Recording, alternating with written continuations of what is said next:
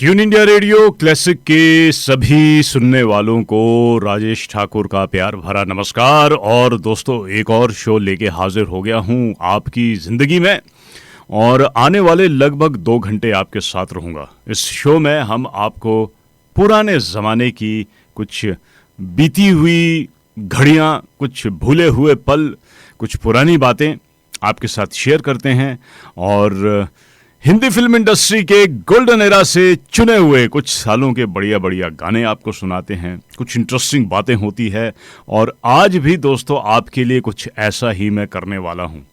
आज मैं आपको एक और साल की कहानी सुनाऊंगा और उस साल का नाम है 1964। 1964 की दुनिया में दोस्तों मैं आपको लिए चलूंगा और उस साल भारत में क्या कुछ हुआ, दुनिया भर में क्या कुछ हुआ, कैसा वो साल रहा होगा, ये आने वाले 2 घंटे में एक सफ़र के ज़रिए कुछ ताज़ा करेंगे पुरानी बातों को। हो सकता है दोस्तों हमारे बहुत सारे ऐसे लिसनर जो हमें फ़िलहाल सुन रहे हैं 1964 में शायद उनका जन्म हुआ होगा, या फिर मे भी आपके कोई रिश्तेदार है, भाई बहन है जिनका जन्म 1964 में हुआ है। तो वो साल कैसा रहा होगा, मैं आपको दोस्तों उस साल में आज लिए चलूँगा। बड़ा कुछ है उस साल में। अमेरिका में बड़ा कुछ हुआ था। सिविल राइट्स को लेके लोग अपने अधिकारों को लेके सड़क पे उतर आए थे और बड़ा वहाँ पे राइट्स हुए थे, खून खराबा हुआ था और सिविल राइट लॉ भी 1964 में बना था।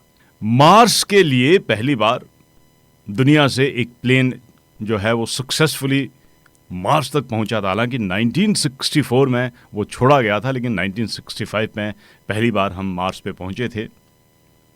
दुनिया भर में संगीत को लेके 1964 आज भी याद किया जाता है। बहुत से एक्सपर्ट तो ये कहते हैं कि 1964 जो है वो संगीत के लिए गोल्डन ईयर था। बीटलमानिया, अगर हम वेस्टर्न संगीत की बातचीत करते हैं तो ये दुनिया भर में बड़ा मशहूर हुआ था। रोलिंग स्टोन एक और बड़े ज़बरदस्त ये बैंड है, ये भी 1964 में ही शुरुआत हुआ था। एक और बड़े कमाल के सिंगर है बॉब डिलन, इनका भी जिक्र, इनकी भी शुरुआत 1964 से मानी जाती है।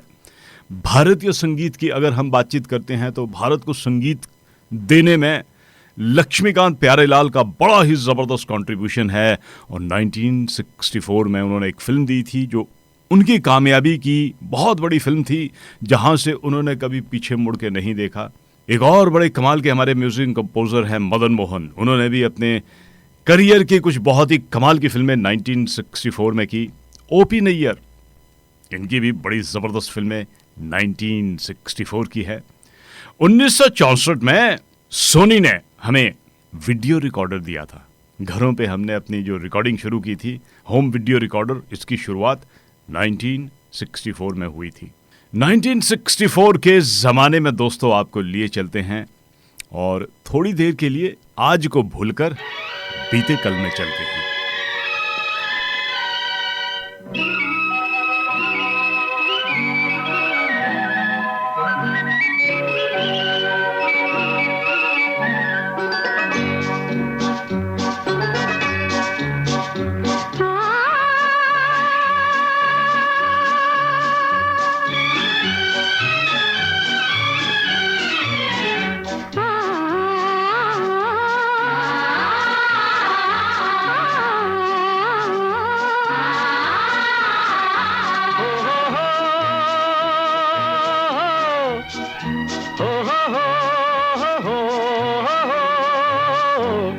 मचलती हुई हवा में छम छम हमारे संग संग चले गंगा की लहरें। मचलती हुई हवा में छम छम हमारे संग संग चले गंगा की लहरें। ज़माने से कहो अकेले नहीं हम, हमारे संग संग चली गंगा की लहरें। ज़माने से कहो अकेले नहीं हम, हमारे संग संग चली गंगा की लहरें।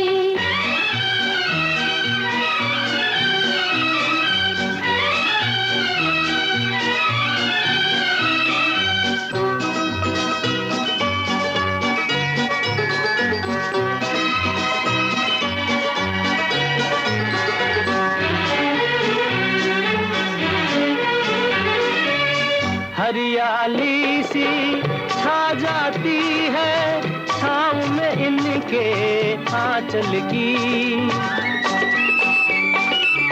हरियाली सी छा जाती है छाँव में इनके आंचल की।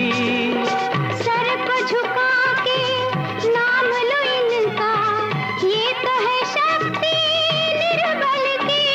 हिमालय ने भी चूमे हैं इनके कदम। मचलती हुई हवा में छम छम हमारे संग संग चले गंगा की लहरें। जमाने से कहो अकेले नहीं हम, हमारे संग संग चले गंगा की लहरें।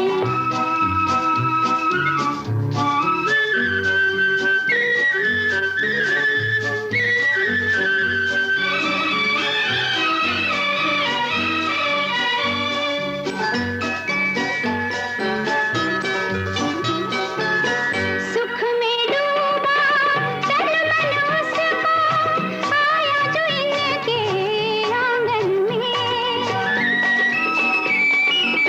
सुख में डूबा तन मन उसको, आया जो इनके आंगन में। प्यार का पहला दर्पण देखा दुनिया ने इनके दर्शन में। कि यूं ही नहीं खाते हम इनकी कसम। जमाने से कहो अकेले नहीं हम, हमारे संग संग चले गंगा की लहरें। चलती हुई हवा में छम छम हमारे संग संग चले गंगा की लहरें।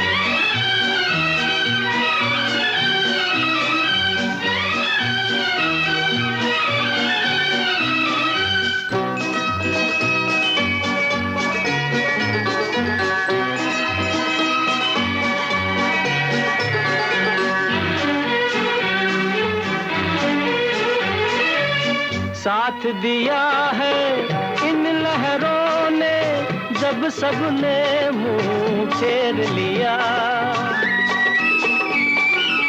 साथ दिया है इन लहरों ने जब सबने मुंह फेर लिया। और कभी जब गम की जलती धूप ने हमको घेर लिया, तो इनके ही कदमों में छुप गए हम। चलती हुई हवा में छम छम हमारे संग संग चले गंगा की लहरें। जमाने से कहो अकेले नहीं हम, हमारे संग संग चले गंगा की लहरें। दोस्तों, बुधवार का दिन था 1964 जब दुनिया ने 1964 को सेलिब्रेट किया था। हैप्पी न्यू ईयर जिसे हम कहते हैं, पहला दिन बुधवार के दिन 1964 की शुरुआत हुई थी और 1964 लीप ईयर भी था। और उस साल टोक्यो में ओलंपिक हुए थे। भारत के प्रेसिडेंट थे सर्वपल्ली राधाकृष्णन और भारत के प्राइम मिनिस्टर, उस साल 3 प्राइम मिनिस्टर हुए थे। पंडित जवाहरलाल नेहरू, 27 मई इनका देहांत हुआ था, ये हमें छोड़ के चले गए थे। तो इनकी जगह पे गुलजारी लाल नंदा को लगभग 13 डेज के लिए केयर टेकर प्राइम मिनिस्टर बनाया गया था और उसके बाद लाल बहादुर शास्त्री भारत के प्राइम मिनिस्टर बने थे। 1964 में ऑस्ट्रेलिया के प्राइम मिनिस्टर थे रॉबर्ट मिंजी। ऑस्ट्रेलिया में ये शो मैं आपके लिए कर रहा हूं, तो इसलिए ऑस्ट्रेलिया का भी आज जिक्र रहेगा। और ऑस्ट्रेलियन गवर्नर थे William Sydney. Financial point of view से अगर हम देखते हैं तो उस ज़माने में भी और आज भी अमेरिकन डॉलर जो है एक बड़ा ही स्ट्रॉन्ग करेंसी मानी जाती है और दुनिया भर में एक्सेप्टेबल भी है। तो उस साल अगर हम बातचीत करते हैं अमेरिका की, तो अमेरिका में इन्फ्लेशन रेट था 1.28 और यूके में ये इन्फ्लेशन रेट था 3.5%। अच्छा, उस साल यूके में इंटरेस्ट रेट काफ़ी ज़्यादा बढ़ गए थे, 7% तक गए थे 1964 में। और अगर हम बातचीत करते हैं एक एवरेज नया घर अगर आपको ख़रीदना होता 1964 में, तो उसकी क्या कॉस्ट थी? $13,050 में आपको एक नया नवेला घर अमेरिका में मिल सकता था और एवरेज इनकम उस साल $6,000 थी।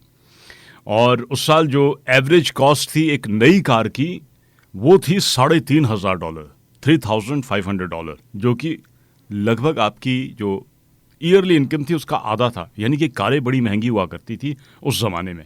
आजकल कारें थोड़ी सस्ती हो गई है। एक ब्रेड अगर आपको खरीदना था तो 21 सेंट का ये 1964 में मिलता था।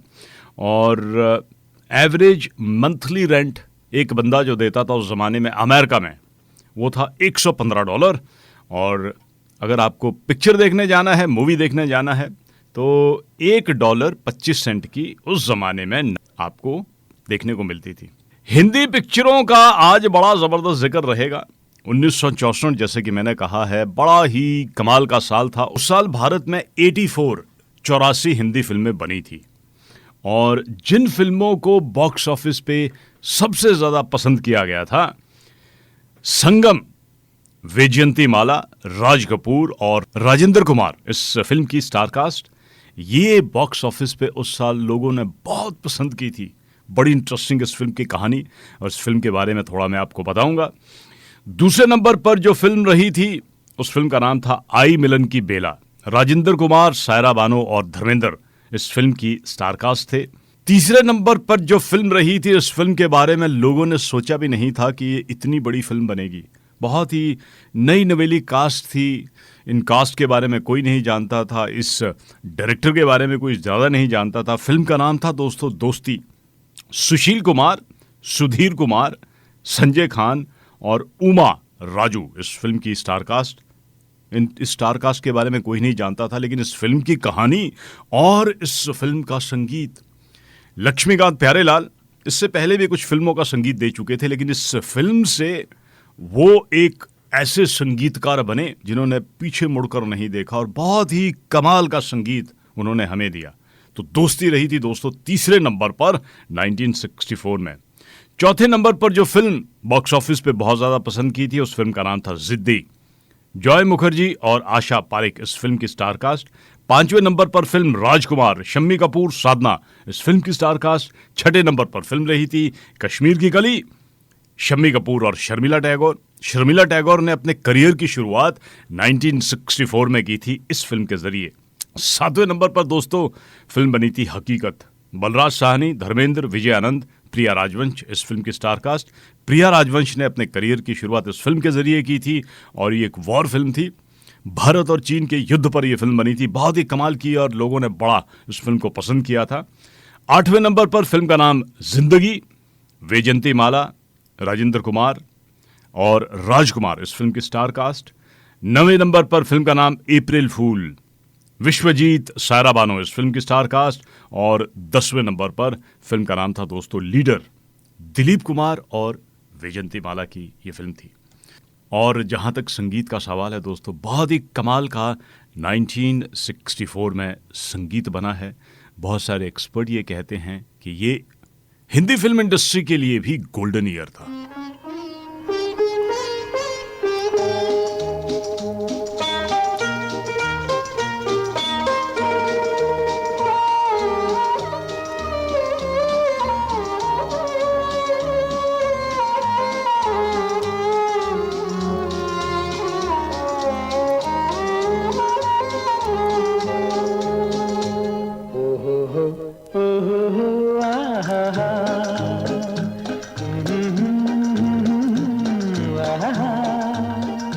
ये देख के दिल झूमा, ले प्यार ने अंगड़ाई, दीवाना हुआ बादल, सावन की घटा छाई। ये देख के दिल झूमा, ले प्यार ने अंगड़ाई, दीवाना हुआ बादल।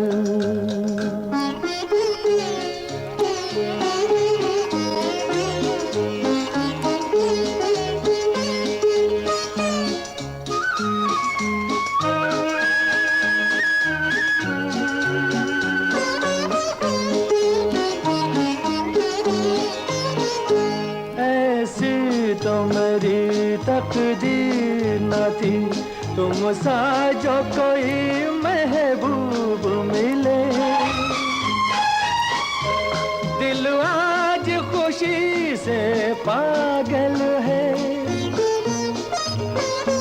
दिल आज खुशी से पागल है। ऐ जान वफा तुम खूब मिले, ऐ जान वफा तुम खूब मिले। दिल क्यों न बने पागल, क्या तुमने अदा पाई, ये देख के दिल झूमा, ले प्यार में अंगड़ाई। दीवाना हुआ बादल।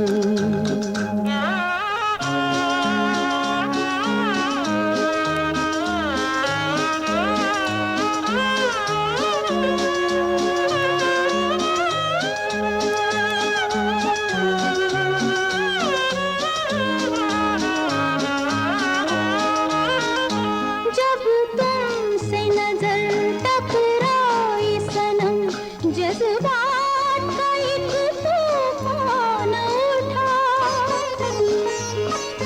तिनके की तरह मैं बह निकली, तिनके की तरह मैं बह निकली। सैलाब मेरे रोके न रुका, सैलाब मेरे रोके न रुका।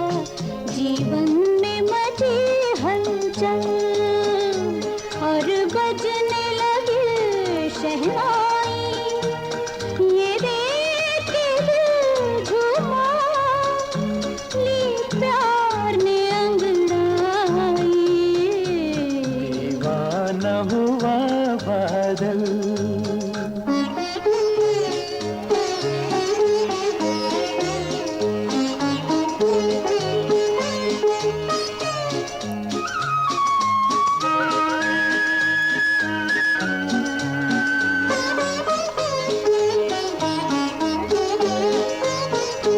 है आज नए अरमानों से आबाद मेरे दिल की नगरी। बरसों से खिज़ां का मौसम था, बरसों से खिज़ां का मौसम था। वीरान बड़ी दुनिया थी मेरी, वीरान बड़ी दुनिया थी मेरी।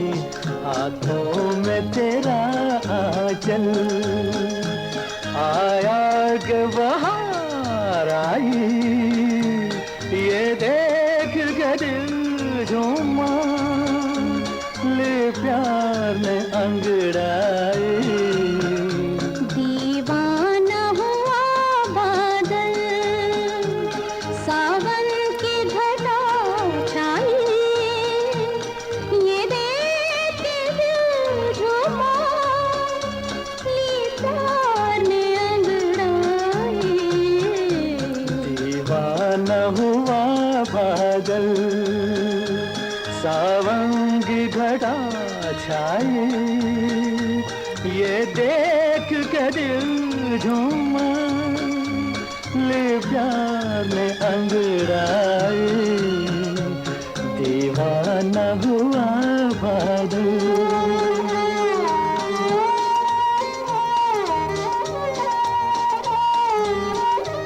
दोस्तों, हमारी फिल्में जो है वो हमारे समाज का आईना होती है।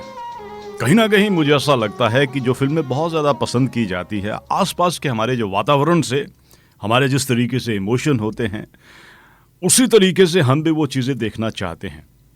1964 में जो फिल्म सबसे ज़्यादा बॉक्स ऑफिस पे पसंद की गई थी, उस फिल्म का नाम था दोस्तों संगम। और ये फिल्म आई थी जून के महीने में, 18 जून को ये फिल्म रिलीज़ हुई थी। अच्छा, ये वो साल था और ये वो समय था भारत में जब थोड़ी उदासी छाई हुई थी।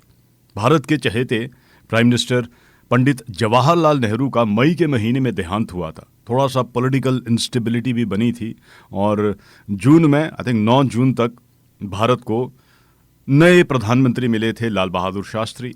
भारत भर में थोड़ी उदासी छाई थी, तो भारत शायद कुछ और देखना चाहता था, झूमना चाहता था।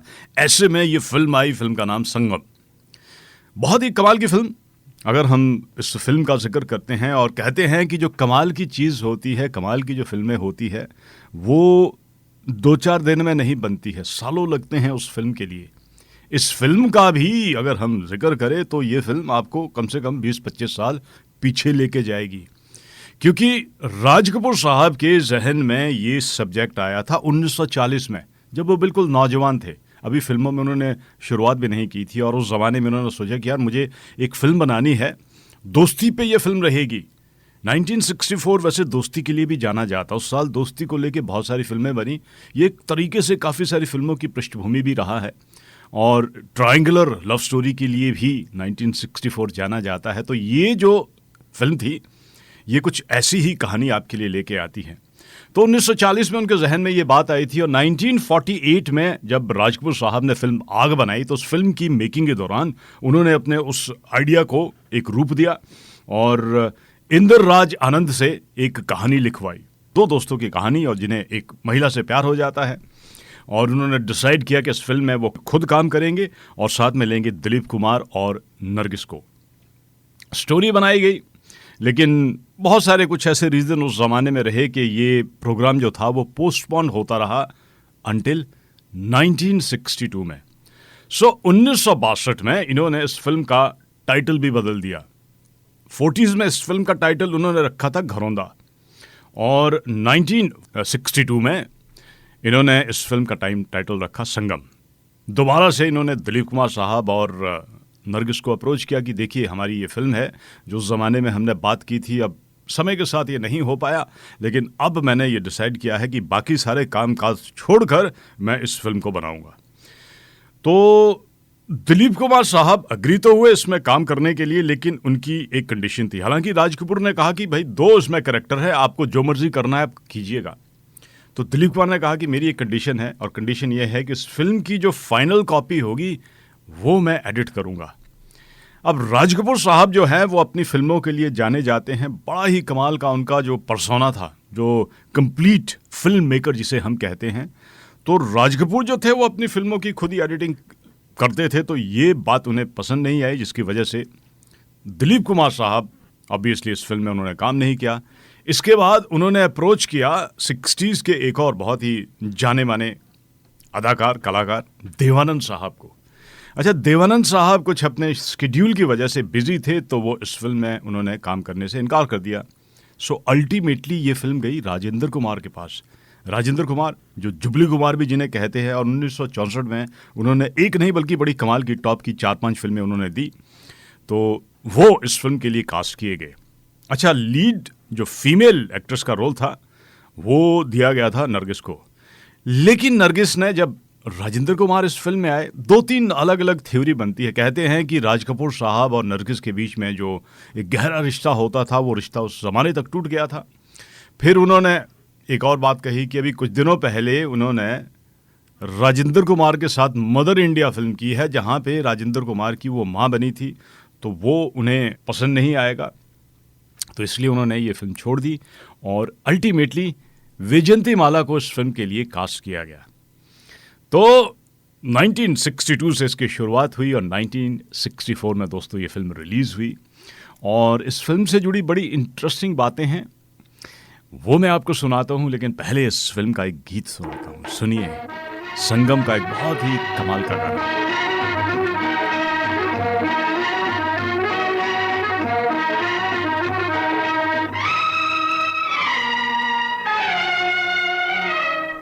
हर दिल जो प्यार करेगा वो गाना गाएगा, हर दिल जो प्यार करेगा वो गाना गाएगा।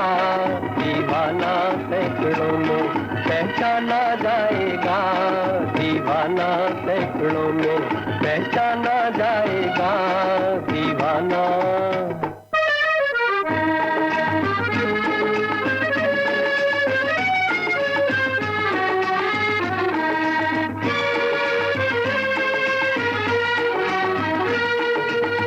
आप हमारे दिल को चुरा कर आँख चुराए तरफा रस्म वफा हम फिर भी निभाए जाते हैं। चाहत का दस्तूर है लेकिन आपको ही मालूम नहीं। ओ जिस महफिल में शमा हो परवाना जाएगा, दीवाना सैकड़ों में पहचाना जाएगा, दीवाना।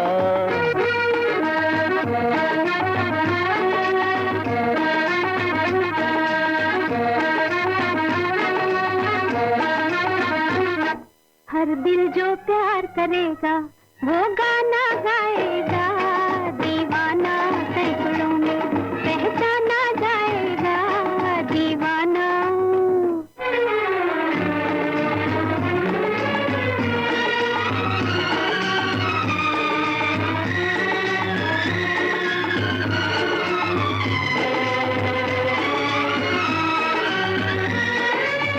भूली बिसरी यादें मेरे, हंसते गाते बचपन की, रात बिरात चली आती है, नींद चुराने नैनन की। अब कह दूंगी करते करते कितने सावन बीत गए हो, जाने कब इन आँखों का शर्माना जाएगा, दीवाना सैकड़ों में पहचाना जाएगा, दीवाना।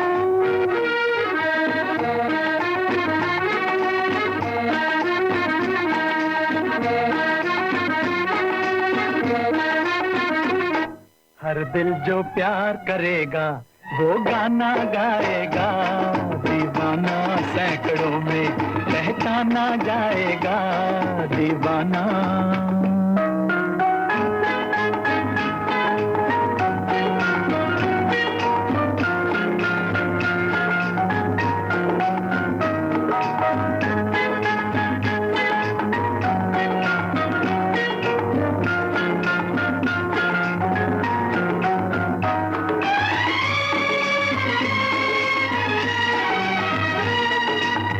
अपनी अपनी सबने कह ली लेकिन हम चुपचाप रहे, दर्द पर आया जिसको प्यारा वो क्या अपनी बात कहे, खामोशी का ये अफसाना रह जाएगा बाद मेरे।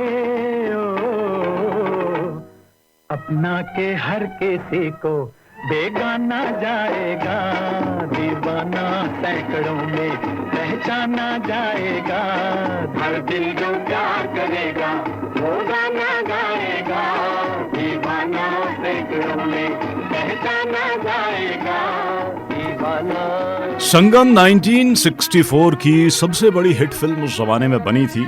मुझे याद है, अब 1964 में मेरा जन्म तो नहीं हुआ था, लेकिन मैंने ये फिल्म देखी थी एग्जैक्टली सन तो मुझे याद नहीं, लेकिन लेट 70s या अर्ली 80s में शिमला में रिट्स थिएटर में माताजी के साथ जाके हमने ये फिल्म देखी थी। हमारी माताजी फिल्मों की बड़ी शौकीन थी और कभी कभी हमें भी वो फिल्म दिखाने के लिए ले जाती थी, तो मैंने उनके साथ ये फिल्म देखी थी और मैं इस फिल्म को लेके बड़ा एक्साइटेड था।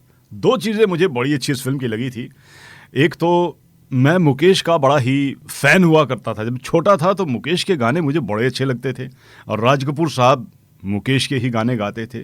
और दूसरा कि ये फिल्म बहुत लंबी थी। इस फिल्म में 2 इंटरवल थे। अगर हम बातचीत करते हैं फिल्म की लंबाई के बारे में, वैसे बॉलीवुड की फिल्में हमारी बड़ी लंबी होती है 3 घंटे की, लेकिन ये फिल्म 4 घंटे की थी। तो ये मुझे बड़ा अच्छा लगा था। रिट्स थिएटर में 2 बार मुझे क्रीम रोल खाने को मिला था इंटरवल में हमारी माताजी हमें क्रीम रोल खिलाती थी। तो इस फिल्म में 2 इंटरवल थे, इसलिए मुझे ये फिल्म अभी तक याद है और बड़ा अच्छा लगा था मुझे इस फिल्म को देख कर। सारे गाने मुझे अभी तक याद है इस फिल्म के।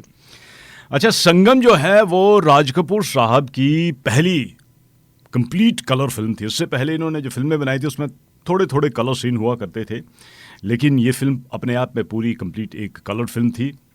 टेक्निकलर फिल्म थी और अपनी लेंथ के लिए जानी जाती है, और आज ये फिल्म एक क्लासिक फिल्म है। ओवरसीज भी ये फिल्म रिलीज हुई थी। राज कपूर साहब की फिल्में जो थी वो भारत ही नहीं, भारत के बाहर भी चलती थी। 1964 में भारत के साथ साथ ये सोवियत यूनियन में भी रिलीज हुई थी, जिसके साथ साथ टर्की, बुल्गारिया, ग्रीस और हंगरी में 1968 में ये फिल्म रिलीज की गई थी। अच्छा दोस्तों, अगर हम इस फिल्म की कहानी की बातचीत करते हैं, जो कहानी 1940 में लिखी गई थी वो 1964 में आके पर्दे पे लोगों ने देखी थी। जैसे कि मैंने कहा, कभी कभी हम जो है वो इस माहौल में होते हैं कि कुछ और देखना चाहते हैं। शायद 1964 के ज़माने में भारत कुछ उस दौर से गुजर रहा था, लोगों ने इस फिल्म को बड़ा पसंद किया। कहानी इस फिल्म की दो दोस्तों की कहानी थी। दो दोस्त नहीं बल्कि तीन दोस्तों की कहानी थी। ये दो लड़के और एक लड़की बचपन से लेके इकट्ठे रहते थे, बड़े होते हैं, और जब बड़े होते हैं तो इनमें से एक दोस्त जो है राज कपूर, और उनको प्यार हो जाता है वैजयंती माला से जो उनकी दोस्त है, और दूसरे दोस्त राजेंद्र कुमार जिनको प्यार वैजयंती माला से। तो दो दोस्तों को अपनी जो महिला फ्रेंड है उससे प्यार हो जाता है। इकट्ठे बड़े हुए थे, बड़े अच्छे दोस्त होते सारे। तो होता ये है कि इसमें राज कपूर पहले जो है अपने प्यार का इजहार करते हैं अपने दोस्त वो गोपाल को बताते हैं। गोपाल जो नाम है राजेंद्र कुमार का, और सुंदर नाम है राज कपूर का, और वैजयंती माला का नाम है राधा। तो सुंदर कहता है कि मुझे राधा से प्यार है। तो दूसरा दोस्त जो है वो थोड़ा शॉक हो जाता है। हालांकि वैजयंती माला और राजेंद्र कुमार एक दूसरे से प्यार करते हैं, लेकिन दोस्ती के लिए फिल्म जानी जाती है, और दोस्त के लिए जो त्याग होता है वो कहीं ना कहीं राजेंद्र कुमार के जहन में आता है, और वो थोड़ी अपनी दूरी बना के रखते हैं, बनाना शुरू कर देते हैं, जो वैजयंती माला को समझ में नहीं आता है। और कहानी यहाँ पे ये होती है कि राज कपूर आर्मी में होते हैं, तो उन्हें कश्मीर में जाना पड़ता है। कुछ वहाँ पे जो अब उस ज़माने में बड़ा चलता था, हमारा चाइना के साथ वॉर चल रही थी। तो ये अपने दोस्त को कहते हैं कि देखिए, जब मैं वापस आऊँगा तो मेक श्योर कि तुम वैजयंती माला का, मेरी राधा का ध्यान रखो। और ये चले जाते हैं अपना आर्मी की ड्यूटी के लिए। अब कुछ वहाँ पे समाचार ऐसा आता है कि लड़ाई झगड़े में उनका जो प्लेन जो था वो क्रैश हुआ है, और जो मरने वालों की लिस्ट है उसमें राज कपूर का नाम भी होता है। तो जब ये समाचार आता है बड़ी उदासी रहती है, लेकिन अल्टीमेटली ये जो दोनों फ्रेंड होते हैं ये दोबारा से अपने इनकी दोस्ती शुरू हो जाती है, एक दूसरे से इजहार होता है। इस बीच ये खत लिखते हैं राधा के लिए, और कहानी वहाँ पे बदल जाती है जब राज कपूर वापस आते हैं। और जब वापस आते हैं तो सभी हैरान परेशान होते हैं। हालांकि राज कपूर बड़े हैप्पी होते हैं कि मैं वापस आ गया हूँ, और अल्टीमेटली वो अप्रोच करते हैं कि मुझे राधा से शादी करनी है। अभिनय जो है बड़ा ज़बरदस्त सम्मान मिलता है, परमवीर चक्र मिलता है। तो राधा की फैमिली जो पहले थोड़ी हिचकिचा रही थी, अब इतनी प्रेस्टिजियस ये पर्सनैलिटी बन जाते हैं तो वो शादी के लिए तैयार हो जाते हैं। इनकी शादी होती है, और जो कुछ भी कहानी आगे बढ़ती है, फिर कहीं से वो खत इनके हाथ में लगता है जो राधा को लिखा होता है, और वहाँ से ये सारा मूवी में ट्विस्ट आता है। तो इस तरीके से कहानी अल्टीमेटली ख़त्म होती है, जहाँ पे इस फिल्म की जो आखिरी सीन होता है तो राज कपूर बार बार ये जानना चाह रहे हैं कि अपने लवर का नाम बताए, वो नहीं बताती है। वो गन लेके राजेंद्र कुमार कहते हैं कि वो मैं हूँ, और वो अपने आप को शूट करते हैं। तो बड़ा वो उदास होते हैं कि दोस्त ने मुझे पहले बताया होता। तो दोस्तों की कहानी है, सेक्रीफाइस है, प्यार है, मोहब्बत है, और बड़ा ही ज़बरदस्त उस ज़माने में ये फिल्म चली। और फिल्म के गाने इतने मशहूर हुए थे कि पूछिएगा नहीं। और जहाँ तक राज कपूर साहब का सवाल है, जैसे कि मैंने कहा, अपने आप में बड़े कंप्लीट फिल्म मेकर थे। संगीत की उनको बड़ी ज़बरदस्त नॉलेज थी। उनका अपना मानना था, वो जब भी संगीतकार से कोई गाना कंपोज करवाते थे, वो कहते थे कि गाने की धुन ऐसी होनी चाहिए कि आम आदमी भी अगर गुनगुनाए तो उसे परेशानी ना हो। और वो खुद ही बैठते थे पूरा अपना संगीत में।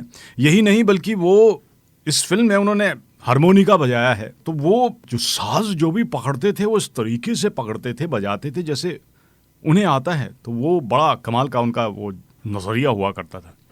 अच्छा, इस फिल्म की ख़ास बात एक और, इस फिल्म के जितने भी गाने हैं, जो सोलो गाने हैं राज कपूर साहब पे फिल्माए गए हैं, वो ज़्यादातर गाने एक ही जगह पे हैं। अब इस फिल्म का एक गाना है, बोल राधा बोल संगम होगा कि नहीं। ये गाना जो है ये अपना एक पेड़ पे बैठे हुए और उस पेड़ पे पूरा का पूरा गाना गाया है। एक और इस फिल्म का बड़ा मशहूर गाना है, ओ महबूबा तेरे दिल के पास ही है मेरी मंजिले मकसूद।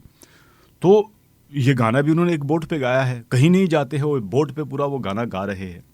एक और बड़ा मशहूर इस फिल्म का गाना है कि दोस्त दोस्त ना रहा, प्यार प्यार ना रहा, जिंदगी हमें तेरा एतबार ना रहा। ये भी पूरा का पूरा उन्होंने एक पियानो पे गाना गाया है। तो राज कपूर की खास बात ये थी कि उनके जो फेशियल एक्सप्रेशंस होते थे वो इतने कमाल के होते थे कि आपको लगता ही नहीं था। आजकल तो गीत बनते हैं, पता नहीं 50 डिफरेंट लोकेशन पे आपको ले जाते हैं, ये डांस वो डांस, ये मूव वो मूव, 1 मिनट के अंदर अंदर इतने कट लग जाते हैं कि समझ में नहीं आता कि हो क्या रहा है। लेकिन ये कैसे एक्टर थे कि वो एक ही जगह पे बैठते थे और जो एक्सप्रेशंस होते थे वो उनके चेहरे पे होते थे। ये कमाल का था राज कपूर साहब का। तो दोस्तों, बॉक्स ऑफिस पे इस फिल्म ने बहुत ही कमाल किया था और गाने इस फिल्म के बड़े मशहूर हुए सालों सालों तक। और इवन आज भी जब कभी भी वो गीत बजते हैं तो हमारे कदम रुक जाते हैं। ओ महबूबा, ओ महबूबा, तेरे दिल के पास ही है मेरी मंजिल मकसूद। तेरे दिल के पास ही है मेरी मंजिल मकसूद। वो कौन सी महफिल है जहाँ तू नहीं मौजूद। वो कौन सी महफिल है जहाँ तू नहीं मौजूद। ओ महबूबा, ओ महबूबा, तेरे दिल के पास ही है मेरी मंजिल मकसूद। तेरे दिल के पास ही है मेरी मंजिल मकसूद।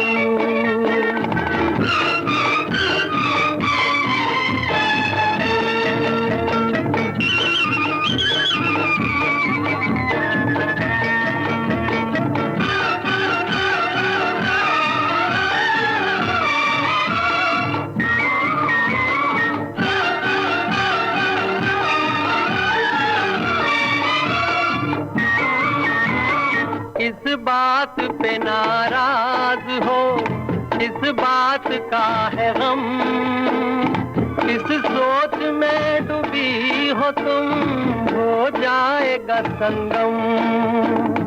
इस बात पे नाराज हो, इस बात का है गम, इस सोच में डूबी हो तुम, हो जाएगा संगम। ओ महबूबा, ओ महबूबा, तेरे दिल के पास ही है मेरी मंजिल मकसूद। तेरे दिल के पास ही है मेरी मंजिल मकसूद।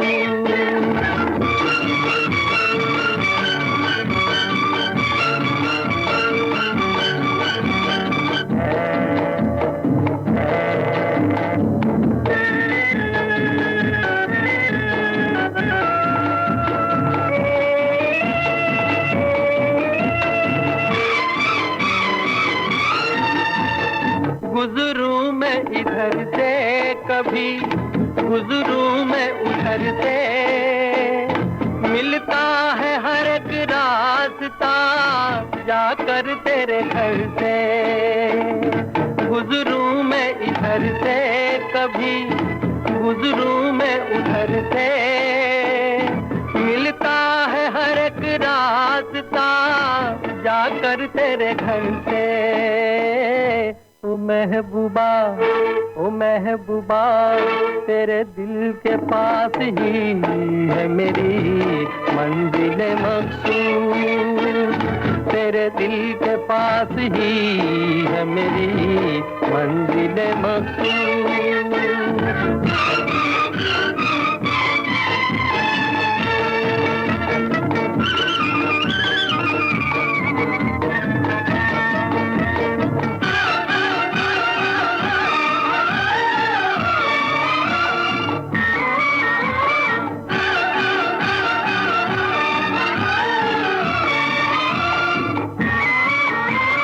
बाहों के तुझे हार में पहनाऊंगा एक दिन, सब देखते रह जाएंगे ले जाऊंगा एक दिन।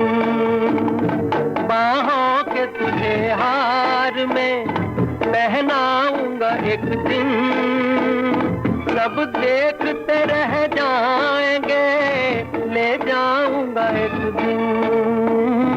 ओ महबूबा, ओ महबूबा, तेरे दिल के पास ही है मेरी मंजिल मकसूद।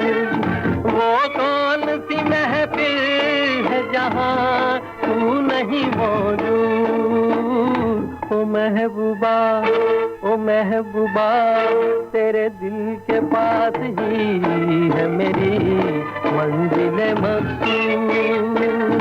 तेरे दिल के पास ही है मेरी मंजिल मकसूद। 1964 का जमाना दोस्तों, उस साल की बातचीत हो रही है। दूसरी फिल्म जो बॉक्स ऑफिस पे लोगों ने उस साल बहुत ज़्यादा पसंद की थी, उस फिल्म का नाम था दोस्तों आई मिलन की बेला। इस फिल्म में भी 3 कैरेक्टर थे। संगम की तरह ये फिल्म थी, लेकिन फिल्म की कहानी और प्लॉट थोड़ा अलग हटके था। फिल्म में काम कर रहे थे राजेंद्र कुमार, सायरा बानो, शशि कला और धर्मेंद्र। बहुत से एक्सपर्ट का ये मानना है कि धर्म जी ने जो ज़्यादातर फिल्में की है, नेगेटिव रोल उन्होंने नहीं किया, और कहते हैं कि शायद उनके करियर की ये पहली फिल्म थी जहाँ पे उन्होंने एक विलन का किरदार निभाया था। बड़ी लोगों ने इस फिल्म को बड़ा पसंद किया था। और इस फिल्म में सायरा बानो को ब्यूटी क्वीन कहते थे। उनकी इंट्रोडक्शन उस ज़माने में पर्दे पे होती थी, ब्यूटी क्वीन सायरा बानो। ये विदेशों में पली बड़ी थी। स्विट्ज़रलैंड में ये इन्होंने अपनी एजुकेशन ली थी, और जब भारत में आई थी तो यहाँ पे आके इन्होंने हिंदी भाषा भी सीखी और डांस भी सीखा, ताकि फिल्मों में ये काम अपने करियर को आगे बढ़ा सके। तो बड़ी खूबसूरत थी ये, पर्दे पे लोग बाग इनके बड़े दीवाने थे। और इस फिल्म की कहानी भी कुछ इस तरीके की थी कि राजेंद्र कुमार और सायरा बानो ये यहाँ पे भी एक गांव में रहते हैं, एक दूसरे से प्यार करते हैं। कहानी तब बदलती है जब विदेश से एक और नौजवान उस गांव का वापस आता है, वो है धर्मेंद्र। और बैकग्राउंड की कहानी ये है कि धर्मेंद्र और राजेंद्र कुमार ये दोनों ट्विन ब्रदर हैं। तो दोनों हैंडसम है, पढ़े लिखे हैं, एक ही डेट ऑफ बर्थ है। लेकिन ट्विस्ट कहानी में थोड़ा सा ये है कि धर्मेंद्र का जो कैरेक्टर है वो नेगेटिव है। तो ये फिल्म थोड़ा अलग हटके थी, लेकिन लोगों ने बड़ा इस फिल्म को पसंद किया। शंकर जयकिशन का संगीत था, बहुत ही ज़बरदस्त कमाल का इस फिल्म का भी संगीत रहा। अच्छा दोस्तों, 1964 जो है, अगर हम दुनिया के दूसरे हिस्से में जाते हैं, अमेरिका में जाते हैं, तो ये इतिहास में दर्ज है अपने सिविल राइट मूवमेंट के लिए। अच्छा, उस साल अमेरिका में रंगभेद को लेके बहुत सारे दंगे हुए, अलग अलग शहरों में खूब सारे राइट्स हुए, और ये चरम सीमा पे जब पहुंचा, 3-4 लोगों का इसमें देहांत हो गया, कत्ल हुआ, मर्डर हुआ। तो अल्टीमेटली अमेरिका ने उस साल सिविल राइट एक्ट 1964 इसको पास किया, और जो डिस्क्रिमिनेशन हो रही थी अमेरिका में उसको इलीगल करार दिया कि ये डिस्क्रिमिनेशन नहीं हो सकती। Race, religion, sex, national origin और आपका स्किन का कलर क्या है, तो ये जो रंग भेद हुआ करता उस ज़माने में, इन सभी चीज़ों को बिल्कुल इलीगल करार दिया गया। हालांकि जो दंगे थे उस साल वो कम तो नहीं हुए, लेकिन सिविल राइट मूवमेंट में ये एक बहुत ही इम्पॉर्टेंट और बहुत ही अहम कदम माना जाता है जो अमेरिका में 1964 में उठाया था। और समय लगा दुनिया में बहुत सारी जगहों पे जो रंग भेद आज भी शायद कहीं ना कहीं थोड़ा बहुत होता है, लेकिन ये एक बहुत ही अहम कदम अमेरिका ने उस साल उठाया था। और 1964 सिविल राइट एक्ट के लिए भी याद किया जाता है।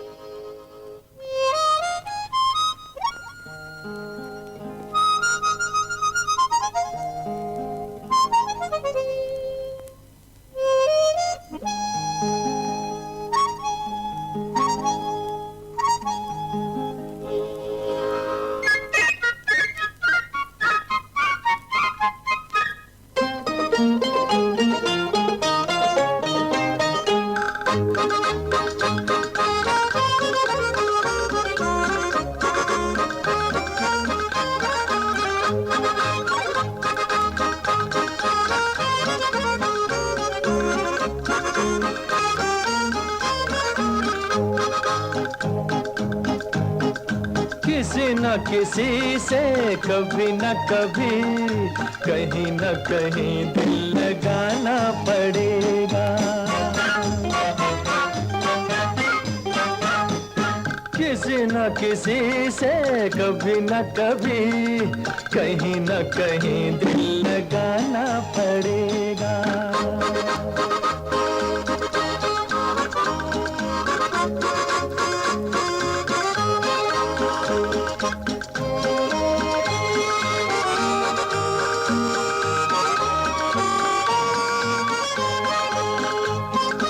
एक से एक हंसी चेहरे हैं,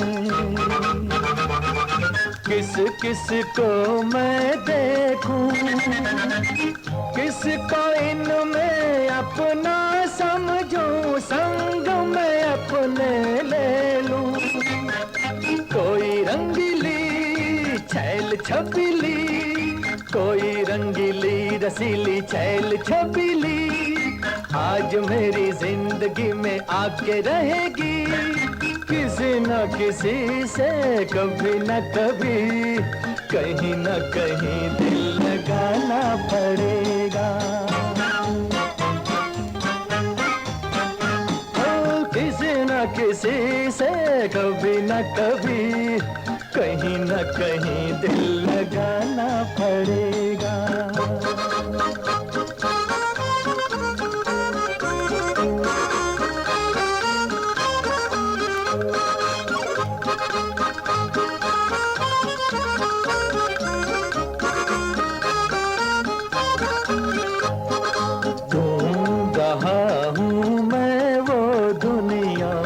प्यार जिसे कहते हैं, ढूंढ रहा हूँ मैं वो दुनिया, प्यार जिसे कहते हैं।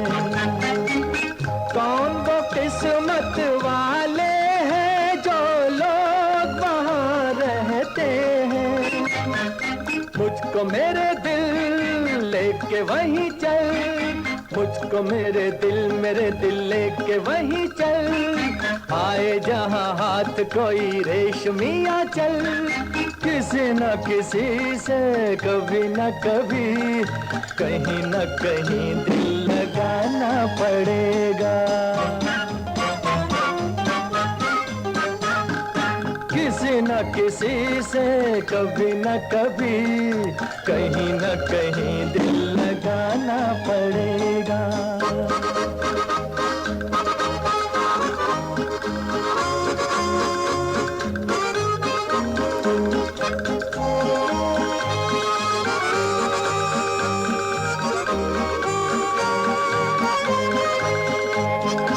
ऐसी नाजुक हो वो जिसका शबनम मुँह धोती हो, चांद भी सदके होता हो जब रात को वो सोती हो।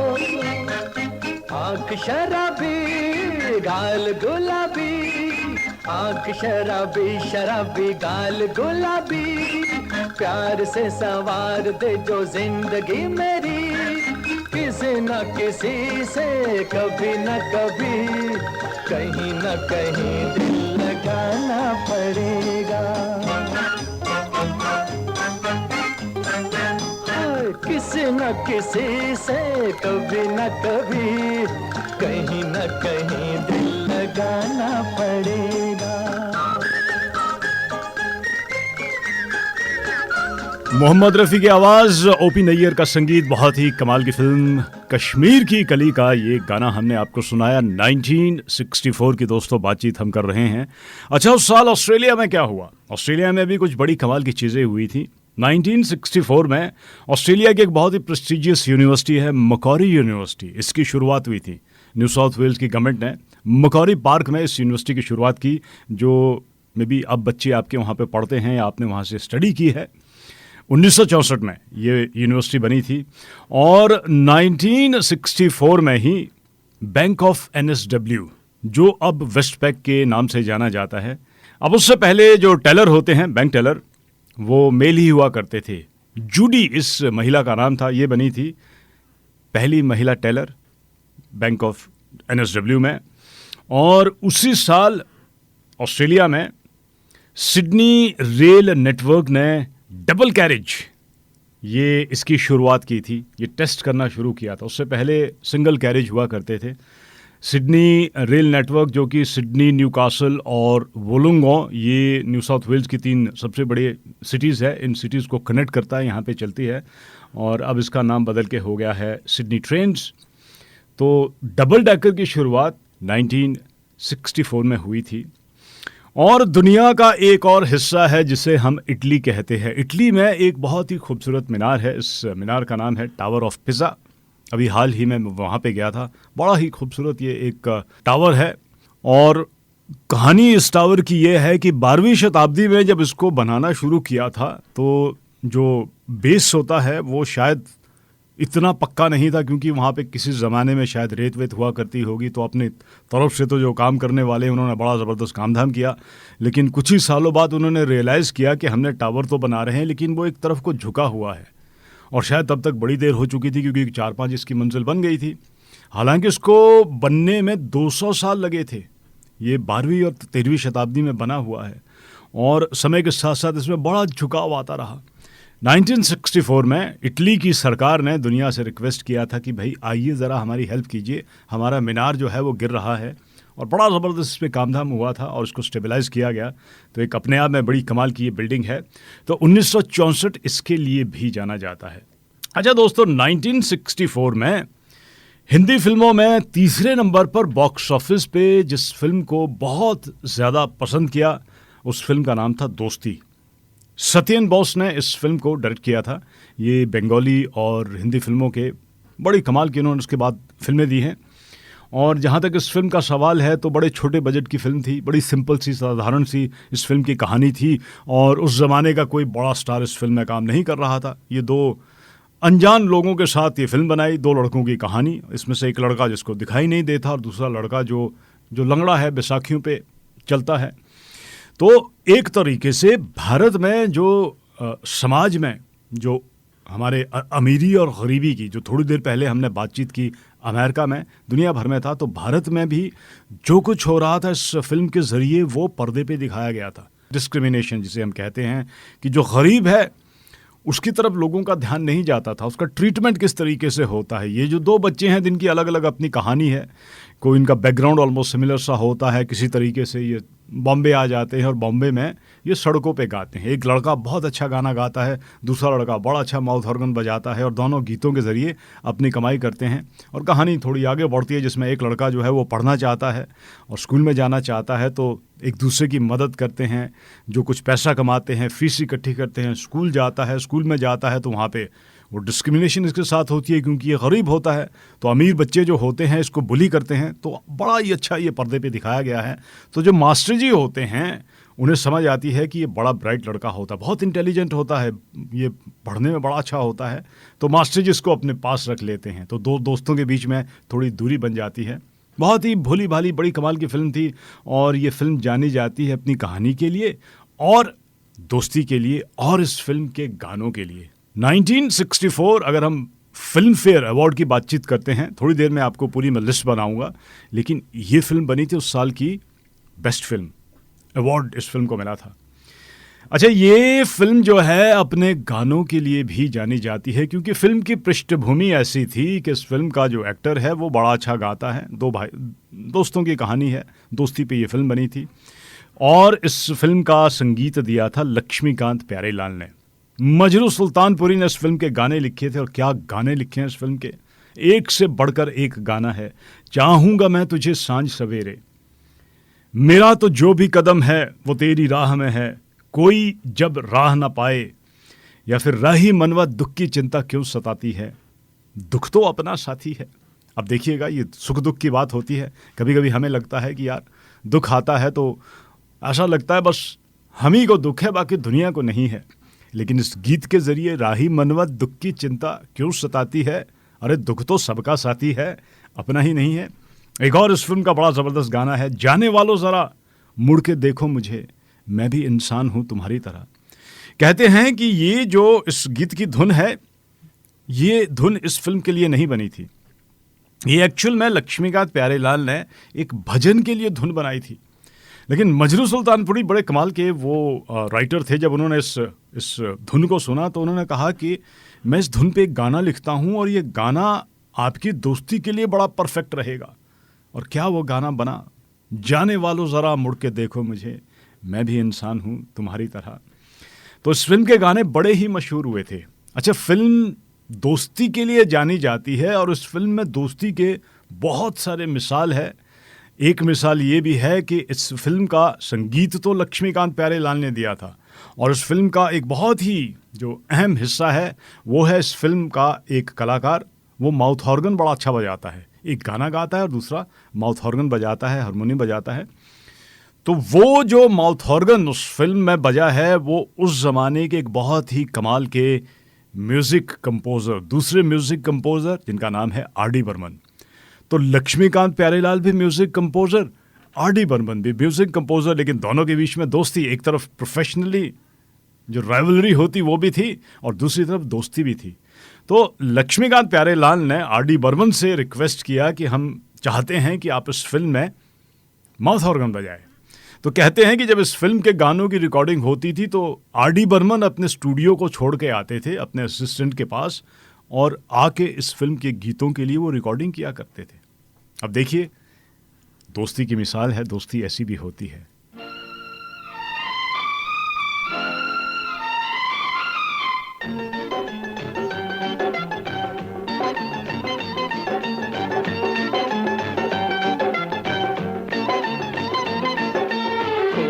जब राह न पाए मेरे संग आए के पग पग दीप जलाए,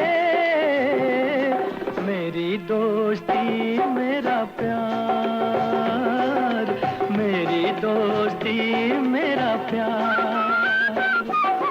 कोई जब राह न पाए मेरे संग आए के पग पग दीप जलाए,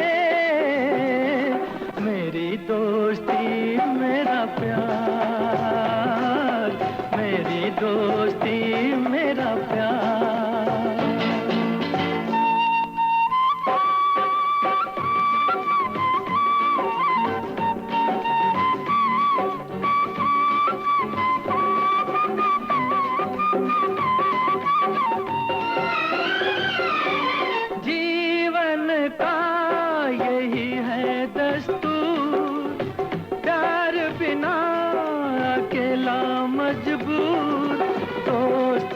माने तो सब दुख दूर, दोस्ती को माने तो सब दुख दूर। कोई काहे ठोकर खाए मेरे संग आए के पग पग दीप जलाए, मेरी दोस्ती मेरा प्यार, मेरी दोस्ती मेरा प्यार।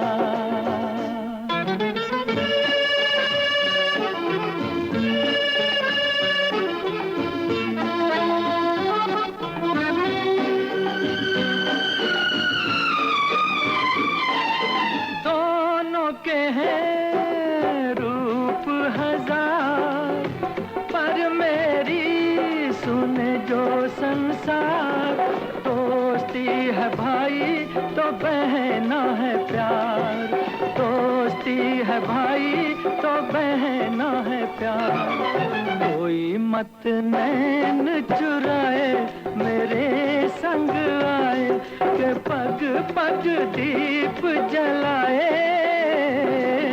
मेरी दोस्ती मेरा प्यार, मेरी दोस्ती मेरा प्यार।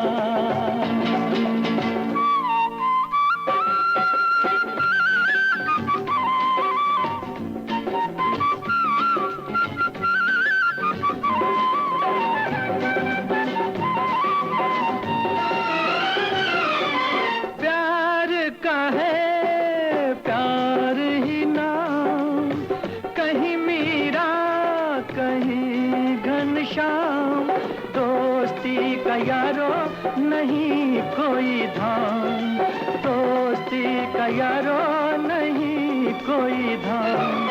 कोई कहीं दूर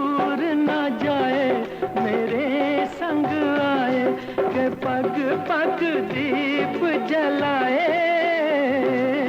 मेरी दोस्ती मेरा प्यार, मेरी दोस्ती मेरा प्यार।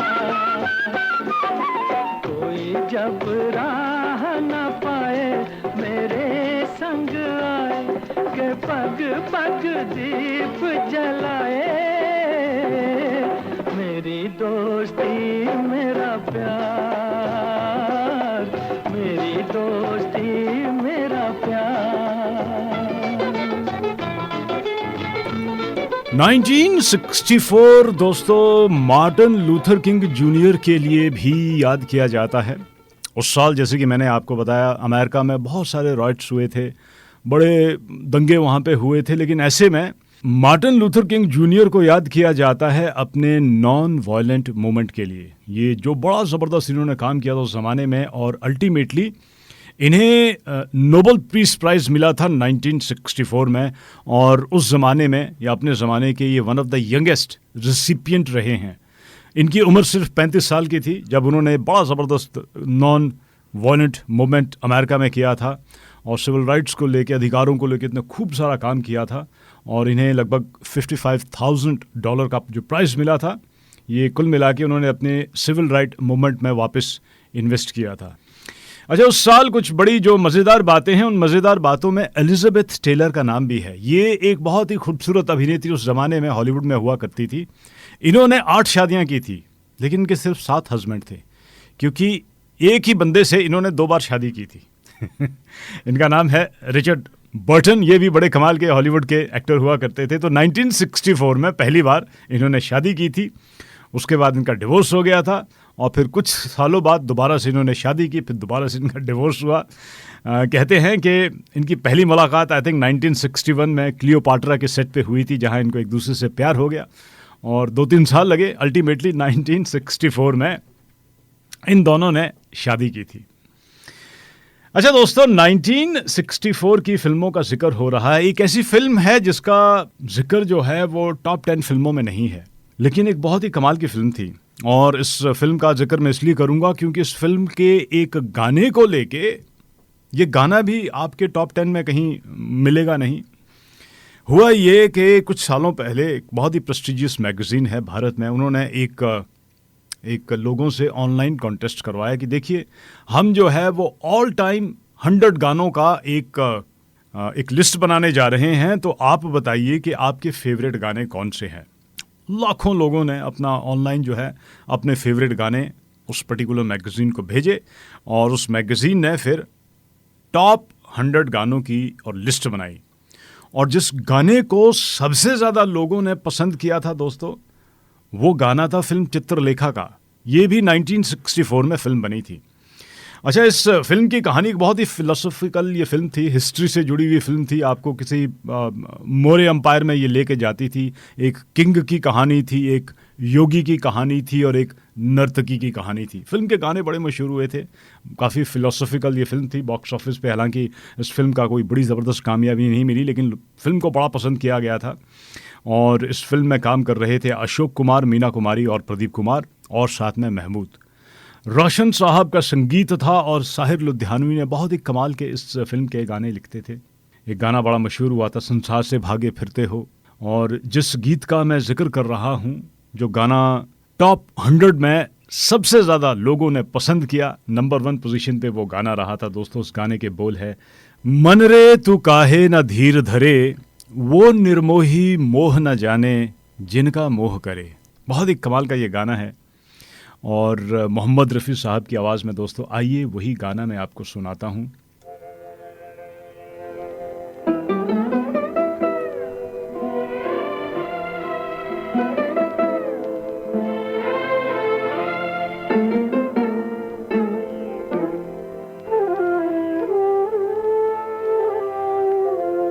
मन रे तू काहे न धीर धरे, वो निर्मोही मोह न जाने, जिनका मोह करे। मन रे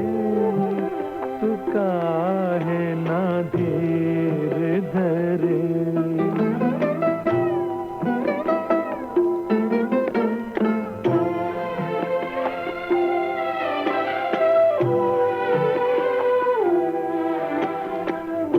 इस जीवन की चढ़ती ढलती धूप को किसने बांधा, रंग पे किसने पहरे डाले, रूप को किसने बांधा।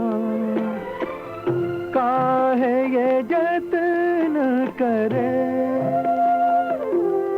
मन रे, तू काहे ना धीर धरे।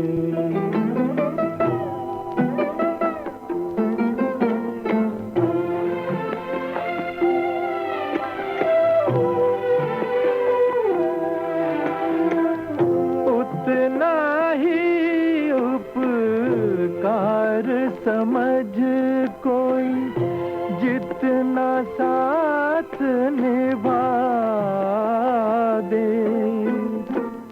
जन्म मरण का मेल है सपना, ये सपना बिसरा दे।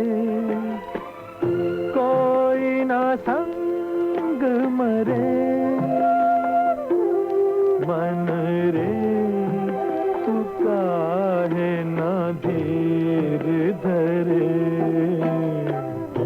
ओ निर्मोही मोह न जाने, जिनका मोह करे। ओ मन रे, तू काहे ना धीर धरे।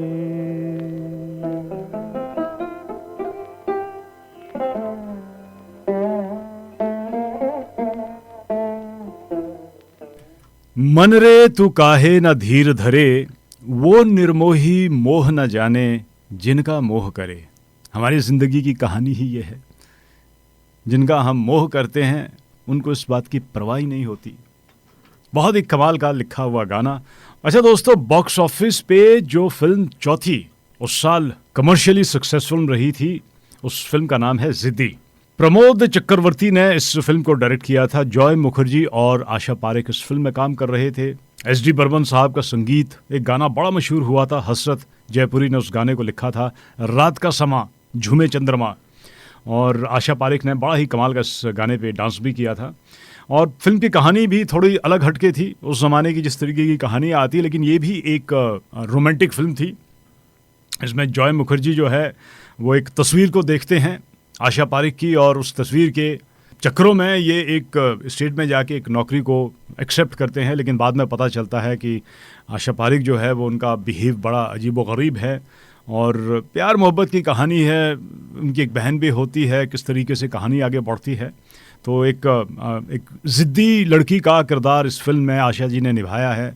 बहुत ही ज़बरदस्त ये फिल्म, लोगों ने बड़ा इस फिल्म को पसंद किया।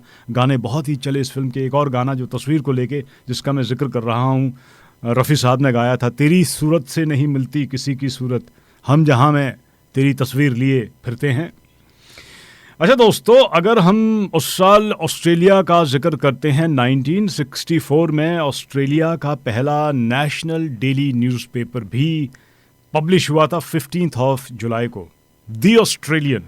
ये रूपक मोर्डॉक की कंपनी न्यूज़ लिमिटेड जिन्होंने ये पब्लिश किया था, और पूरे ऑस्ट्रेलिया में ये न्यूज़पेपर जाता था। टैस्मेनिया में होबार्ट में एक ब्रिज जो अपने आप में बहुत ही कमाल का ब्रिज है, इसे टैस्मेन ब्रिज भी कहते हैं, ये 1964 में बन के तैयार हुआ था, और एक शहर को दूसरे शहर से, एक कॉर्नर को दूसरे कॉर्नर से जोड़ता है। पानी के ऊपर लगभग ये 1.5 किलोमीटर का ब्रिज बना है। 5-6 लेन का ब्रिज है, और इस पर ट्रेन भी जाती है, और लोगों के पैदल चलने के लिए भी रास्ता है। तो बहुत ही कमाल का एक ये ब्रिज बना था। और उस साल ऑस्ट्रेलिया में कंपल्सरी मिलिट्री सर्विसेज की गई थी ड्यू टू इंडोनेशियन कॉन्फ्रंटेशन। तो ये कुछ इंडोनेशिया के साथ थोड़ा तकरार तराव हुआ था ऑस्ट्रेलिया में, और उस तनाव को देखते हुए ऑस्ट्रेलियन सरकार ने कंपल्सरी कर दिया था मिलिट्री सर्विस फॉर एवरीबडी। और उस साल एक और दुर्घटना, कहूँगा ऐसे, दुर्घटना हुई थी, और ये हुई थी लीमा में। हुआ ये कि पेरू और अर्जेंटीना के बीच में मैच चल रहा था, और ये फुटबॉल के दीवाने जो लोग बाग होते हैं, जिसकी वजह से मैच के बाद रॉयट्स हुआ था। उस रॉयट्स में 319 लोगों का देहांत हुआ था और 500 से भी ज़्यादा लोग घायल हुए थे। अच्छा दोस्तों, उस साल एक और फिल्म आई थी जो कि टॉप 10 फिल्मों में उसका जिक्र तो नहीं है, लेकिन बहुत ही कमाल की फिल्म थी। कमर्शियली वो फिल्म इतनी ज़्यादा सक्सेसफुल नहीं रही थी, लेकिन क्रिटिकली जो हमारे क्रिटिक्स होते हैं उन लोगों ने इस फिल्म को बड़ा पसंद किया था दोस्तों। और उस फिल्म का नाम था दूर गगन की छाँव में। किशोर कुमार साहब ने इस फिल्म को लिखा था, उन्होंने इस फिल्म को डायरेक्ट किया था, और वही इस फिल्म में काम कर रहे थे। ये बड़ी अच्छी कमाल की कहानी थी। एक ऐसे परिवार की कहानी थी जहाँ पे किशोर कुमार जब वापस आते हैं तो कुछ ऐसी दुर्घटना होती है, पूरा परिवार उनका उसमें जल जाता है, ख़त्म हो जाता है, और उनका जो बेटा होता है इस हादसे से उसकी ज़बान जो है वो बात करनी बंद कर देता है। तो एक बाप और बेटे के बीच की ये कहानी है दूर गगन की छाँव में। बहुत ही इमोशनल ड्रामा है। और किशोर कुमार जो उस ज़माने में फिल्में करते थे, लेकिन किशोर कुमार की फिल्में हंसी मजाक की हुआ करती थी, लेकिन ये एक बहुत ही सेंसिटिव कहानी थी। और इस फिल्म का एक गीत जो 1964 के टॉप 10 गीतों में माना जाता है, आइए दोस्तों सुनते हैं वो गाना।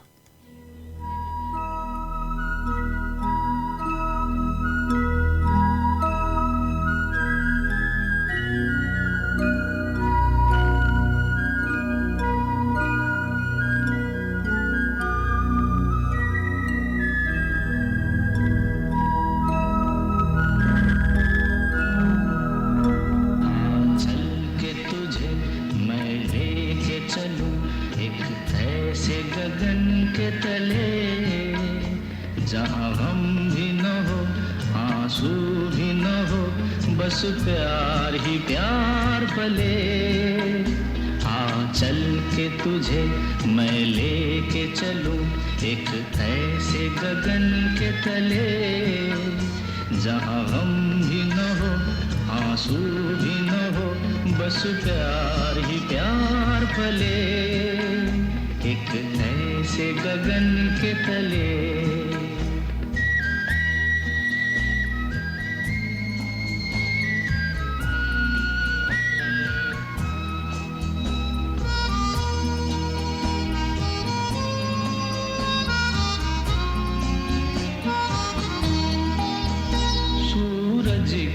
पहली किरण से आशा का सवेरा जागे, सूरज की पहली किरण से आशा का सवेरा जागे, चंदा की किरण से धुलकर घनघोर अंधेरा भागे, चंदा की किरण से धुलकर घनघोर अंधेरा भागे। कभी धूप खिले कभी छाँव मिले, लंबी सी डगर न खले, जहाँ हम भी न हो आंसू भी न हो, बस प्यार ही प्यार पले एक ऐसे गगन के तले।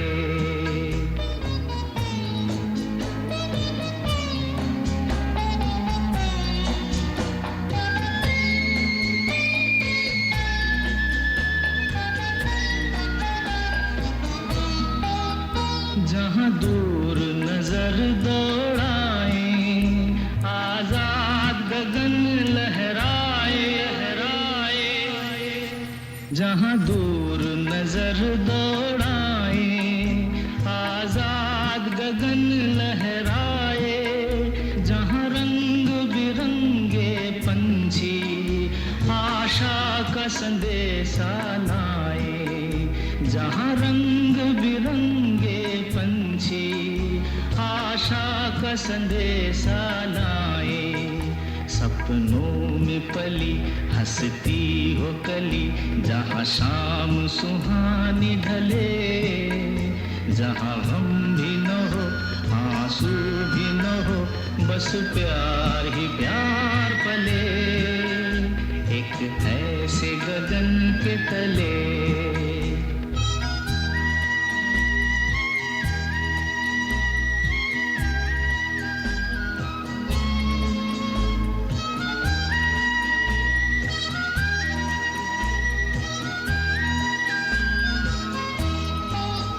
सपनों के ऐसे जहां में, जहां प्यार ही प्यार खिला हो, हम जाके वहां खो जाएं, शिकवा न कोई गिला हो, कहीं बैर न हो, कोई गैर न हो, सब मिल के यूं चलते चले, जहां गम भी न हो, आंसू भी न हो, बस प्यार ही प्यार पले।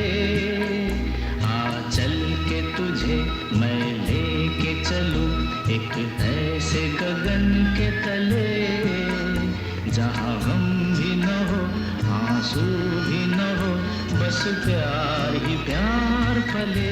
1964 टोक्यो ओलंपिक के लिए भी याद किया जाता है और टोक्यो ओलंपिक में साउथ अफ्रीका को बैन कर दिया था क्योंकि उसी साल साउथ अफ्रीका ने नेल्सन मंडेला और 7 और उनके साथियों को लाइफ इम्प्रिजनमेंट, ये उन्हें जेल में भेज दिया था, उम्र कैद की सज़ा सुनाई थी। और इन सारी चीज़ों को देखते हुए साउथ अफ्रीका को बैन कर दिया कि वो टोक्यो ओलंपिक में नहीं आ सकते। अच्छा, टोक्यो में जो साल ओलंपिक हुए थे उसकी भी एक बड़ी इंटरेस्टिंग अपने आप में कहानी है। जिस दिन ये अक्टूबर के महीने में ये ओलंपिक की जो टॉर्च जलाई जाती है, टॉर्च जलाने के लिए उस दिन टोक्यो में बारिश हो रही थी और बारिश के बीच में इस टॉर्च को स्टेडियम में लाया गया था। और इस टॉर्च को जिस बंदे ने जलाया था उसका नाम है योशिनोरी साकाई। और ये बंदा इसलिए याद किया जाता है क्योंकि योशिनोरी का जन्म हुआ था 6 अगस्त 1945 को हिरोशिमा में। ये वो दिन था जिस दिन हिरोशिमा पर परमाणु बम, न्यूक्लियर बॉम्ब जो था वो गिराया गया था। तो इस बच्चे का उस दिन जन्म हुआ था जो अब बड़ा हो गया। और 1964 में टोक्यो में जब ओलंपिक हुए थे तो इसने ये ओलंपिक की शुरुआत की थी। एक तरीके से ये सिंबलाइज किया गया था कि जापान का एक नया जन्म है after the second world war. तो बड़ा इंटरेस्टिंग किस्सा जो कि जुड़ा है टोक्यो ओलंपिक से। अच्छा दोस्तों, वापस आते हैं भारत में। बॉक्स ऑफिस पे जो 5वें और 6ठे नंबर पर उस साल फिल्में थी, ये दोनों ही शम्मी कपूर साहब की फिल्में थी। तो उस साल जो 10 बड़ी फिल्में थी उसमें से 2 फिल्में शम्मी कपूर की थी। शम्मी कपूर बड़े ज़बरदस्त कमाल के एक्टर बने थे। 5वें नंबर पर उनकी फिल्म थी, फिल्म का नाम था राजकुमार, जो कि एक राजकुमार की कहानी है, जैसे कि इस फिल्म की कहानी बताती है। ये राजकुमार जो कि आते हैं, फॉरेन रिटर्न होते हैं, विलायत से पढ़ के वापस आते हैं, तो इनका रंग रूप देख के अब जब किसी भी देश में जाते हैं पढ़ने के लिए तो आप पे थोड़ा फ़र्क आ जाता है। तो इनके पिता बड़े परेशान हो जाते हैं कि भाई ये तो राजा लग नहीं रहे, ये तो कुल मिला के कार्टून लग रहे हैं। तो उन्होंने कहा कि अब मैं खुद ही राजगद्दी पे बैठूंगा। और कहानी थोड़ी आगे बढ़ती है, अपने दोस्तों के साथ प्रजा में जाते हैं, जो कुछ भी हो रहा है। तो राजा और प्रिंस की ये कहानी है। शम्मी कपूर और साथ में साधना इस फिल्म में उन्होंने काम किया था। बहुत ज़बरदस्त इस फिल्म के गाने मशहूर हुए थे। जाने वालों ज़रा होशियार, यहाँ के हम है राजकुमार, या फिर आजा आई बहार, दिल है बेकरार, बड़े ही मशहूर इस फिल्म के गाने हुए। लेकिन जो 6ठे नंबर पर फिल्म थी, उस फिल्म के गानों ने तो पता नहीं कितने रिकॉर्ड बनाए। फिल्म का नाम है दोस्तों कश्मीर की कली। और ये भी एक रोमांटिक फिल्म थी। एक अमीर घराने में पले बड़े राजीव लाल की कहानी, शम्मी कपूर इनका नाम है। और ये बड़ा मनमौजी किस्म के इंसान है। और जिस तरीके से इनकी ज़िंदगी आगे बढ़ती है, शादी वादी में इंटरेस्टेड नहीं होते हैं। अल्टीमेटली इन्हें कहा जाता है कि भी इनको आप जो है कश्मीर ले जाइए, थोड़ा वहाँ पे इनका मन जो है वो ठीक हो जाएगा। वहाँ पे जाते हैं, वहाँ पे मोहब्बत हो जाती है शर्मिला टैगोर के साथ। और इसी तरीके से ये कहानी आगे बढ़ती है। तो एक रोमांटिक फिल्म है, हंसी मजाक है और उतार चढ़ाव फिल्म है। लेकिन ये फिल्म जानी जाती है अपने फिल्म के गानों के लिए। ओपी नैयर साहब ने इस फिल्म का संगीत दिया था और सारे ही गाने एक से बढ़कर एक गाने हैं, बहुत कमाल के गाने हैं। S.H. बिहारी ने इन गानों को लिखा है और मोहम्मद रफ़ी साहब की आवाज़ में आशा जी और मोहम्मद रफ़ी, ये हमारे ओपी नैयर के बड़े फेवरेट ये गायक हुआ करते थे। और इस फिल्म का एक और बड़ा मज़ेदार किस्सा है। मज़ेदार किस्सा ये है कि शम्मी कपूर जो है अपनी फिल्मों के गाने रफ़ी साहब से ही गवाते थे। और शम्मी कपूर का अपना एक अंदाज़ होता था, पर्दे पे वो खूब उछल कूद करते थे और वो हमेशा गानों की रिकॉर्डिंग के सामने मोहम्मद रफ़ी साहब को अपनी तरफ से इंस्ट्रक्शन देते थे कि सर इसको ऐसा गाइए, जब ये गाना आप गा रहे होंगे तो मैं ऐसे एक्शन करूँगा, मैं ये आवाज़ निकालूंगा, मैं ऐसा करूँगा। तो रफ़ी साहब के बारे में कहा जाता है कि हिंदी फिल्म इंडस्ट्री के वो एक ऐसे गायक थे जो पर्दे पे जो एक्टर होता था उसके हिसाब से ही वो गाना गाते थे। तो जो सुनने वाले होते थे उन्हें पता चल जाता था, रफ़ी साहब का गाना अगर कोई रेडियो पे बज रहा है तो बता देते थे कि यार ये दिलीप कुमार की कोई फिल्म आ रही है, क्योंकि वो गाना ऐसा गाते थे जैसे दिलीप कुमार गा रहे हो। फिर वो शम्मी कपूर का कोई गाना गाते थे तो ऐसा लग जाता था कि शम्मी कपूर साहब गाना गा रहे हैं। तो हुआ ये कि इस फिल्म की जो रिकॉर्डिंग के समय मोहम्मद रफ़ी साहब जो थे वो विलायत में थे और यहाँ पे शम्मी कपूर साहब थोड़ा बिजी हो गए, तो जब भी रिकॉर्डिंग हो रही थी आपस में एक दूसरे को वो मिल नहीं पाए। तो अल्टीमेटली फिल्म के जो भी मेकर्स होते उन्होंने गाना रिकॉर्ड कर दिया। तो शम्मी कपूर थोड़ा सोच रहे थे कि यार इस बार मैं वहाँ पे नहीं था, नहीं उनको बता पाया तो मुझे थोड़ी परेशानी होगी। लेकिन जब गाने शूट हुए, रिकॉर्ड हुए तो उन्हें बड़ा अच्छा लगा। फिर वो मोहम्मद रफ़ी साहब को उन्होंने फ़ोन किया कि सर आपने कैसे रिकॉर्ड किया, ये सारी चीज़ें तो मैं आपको बोलने वाला था। तो रफ़ी साहब ने कहा हंस के कि देखिए, जब मुझे बताया गया कि गाना आप पे फिल्माया गया है तो मैंने इमेजिन किया कि आप क्या करोगे, और उसी तरीके से मैंने वो गाने गाए। तो बड़े ही मशहूर उस फिल्म के गाने हुए। बहुत ही कमाल की एक रोमांटिक फिल्म है और याद की जाती है अपने गीतों के लिए।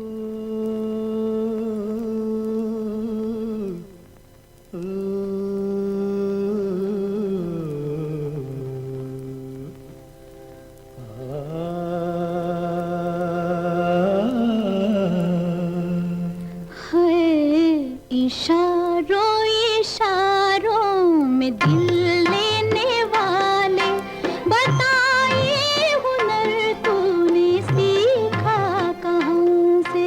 निगाहों निगाहों में जादू चलाना मेरी जान सीखा है तुमने जहाँ से।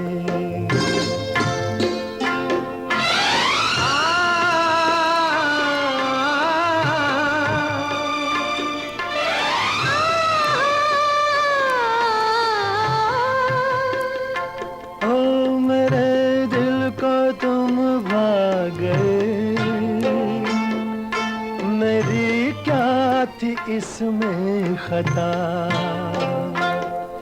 मुझे जिसने तड़पा दिया, यही थी वो जालिम अदा, यही थी वो जालिम अदा। ये रांझा की बातें, ये मजनू के किस्से अलग तो नहीं है मेरी दास्तां से।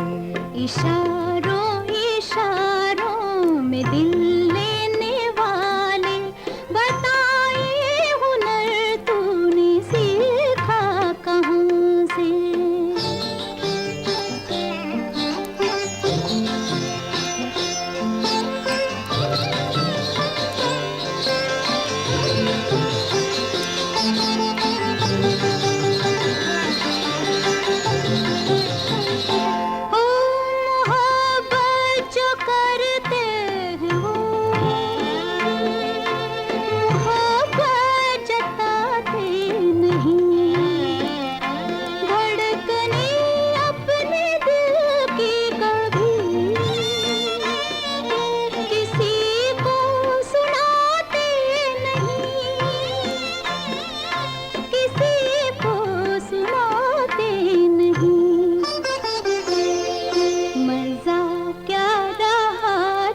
के खुद कर दिया हो मोहब्बत का इजहार अपनी जुबान से। निगाहों निगाहों में जादू चलाना मेरी जान सीखा है तुमने कहाँ से।